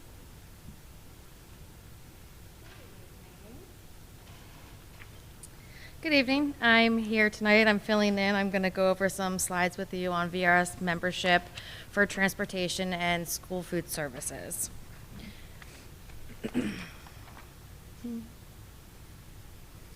Okay. At present, VRS membership includes employees who are contracted a minimum of 35 hours a week. The Human Resource Office submitted a study request to VRS on December 6th of 2022. The purpose of the study was to determine the cost of adding VRS membership for employees who are contracted between 25 hours to 34 hours a week, and those positions were bus drivers, bus attendants, and cafeteria workers. The findings of the actuarial study determined if staff were approved for VRS membership, the following would occur. The annual employer contribution rate would increase by 0.29%. The current annual covered payroll would increase by $68,735. These findings met the approval from the superintendent, human resources, and finance. VRS members are required to pay a contribution of 5%. Therefore, staff were given the opportunity to vote on membership, and membership it was going to be on a majority roll. Transportation staff were provided a VRS presentation at their in-service on August 4th. There were two VRS presentation dates provided to school food services on April 22nd and 24th at central office, and a presentation in English and in Spanish was also recorded and forwarded to the staff for their review. Individual vote ballots were forwarded to transportation and school food service staff. An overwhelming majority of staff voted for yes for VRS membership. There were 87 yeses and only 11 noes. On September 19th, transportation and food service staff were emailed the results of the vote and next steps, which include the school board's approval. And the earliest that VRS membership date would start would be November 1st of 2023.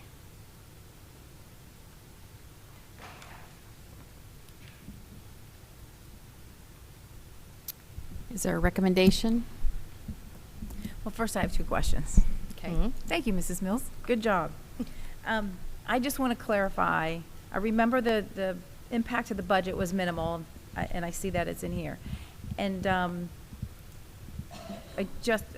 I believe you answered my question. If they go into the VRS system, they all go into the VRS system. Okay. Just want to clarify that. And since those questions are clarified, does anybody else have any questions? No? Okay. Because what I'd like to do with November 1st approaching quickly, so you guys have enough time to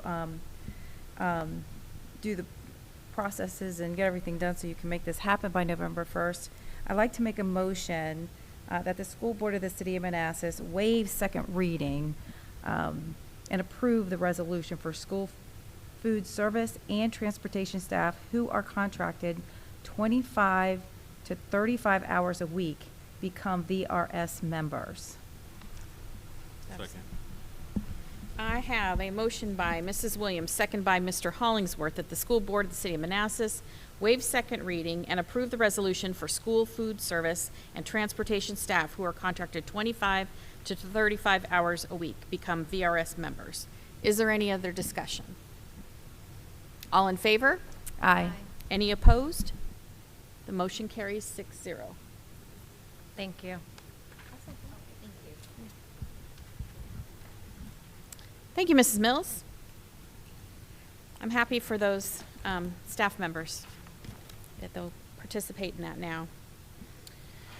Okay, next up on our agenda is board member comments, and I'll go first to our school board student representatives, Miss Island. Good evening. First of all, I would like to say thank you to all of our presenters tonight for the ways in which they were able to answer important questions, along with their insightful information and data. Moving on, I would like to take this moment to emphasize the importance of attendance and commend Manassas City Public Schools for collaborating with parents and students so support can be provided for every child to excel academically. With that in mind, I'd like to wish everyone luck on their SAT and PSAT exams tomorrow and implore students to keep up to date with their coursework as our first quarter is slowly coming to an end. Thank you. Thank you, Miss Island. Miss Bland. Good evening. I'm really glad to hear about all the progress at Weems. And I would just also like to remind everyone about the SAT and PSAT tomorrow. Good luck to everybody. And just a reminder for everybody to get in their missing assignments because the end of the quarter is approaching quickly. Thank you. Thank you, Miss Bland. Mrs. Spall. Yes, I want to thank our school board reps for always being so thoughtful in their comments. And good luck to everyone on your SATs. October is World Bullying Prevention Month, and the 18th is Unity Day, so we're asking everyone to wear orange for kindness, acceptance, and inclusion. And that's all I have. Thank you, everyone, for your comments, for your presentations tonight. Thank you, Mrs. Spall. Mr. Hollingsworth? Thank you, Chair. I just want to wish everyone luck tomorrow on SATs and do the best you can. Thank you. Mrs. Williams.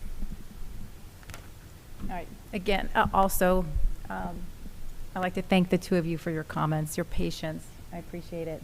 And Miss Island, you look fantastic in that hot pink. I would like to, as we're talking about attendance and caring and how Manassas City Public Schools are developing, or I think we are already there. We are a school system that truly cares about everyone.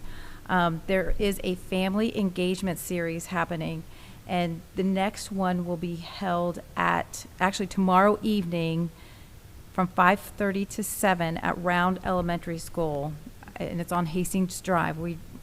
The pet programs are strategically placed where the students are in their neighborhood, at the schools in their neighborhood. However, these family engagement series are at different schools, and I'd encourage you to look at your website. You go to the website, your school's website, and it is there, and it tells you which days they are and which schools they are at as well. So attend if you can. Tomorrow's session is going to be about academic support, which I think is extremely important. We have so many great support systems for all of our students. Friday, October 20th is early release day and parent-teacher conferences. It's very important that you attend your teacher conference. It's great for you guys to get to know each other and what options you have and may not have for your students as you seek out help from us, the schools, because we are here to help.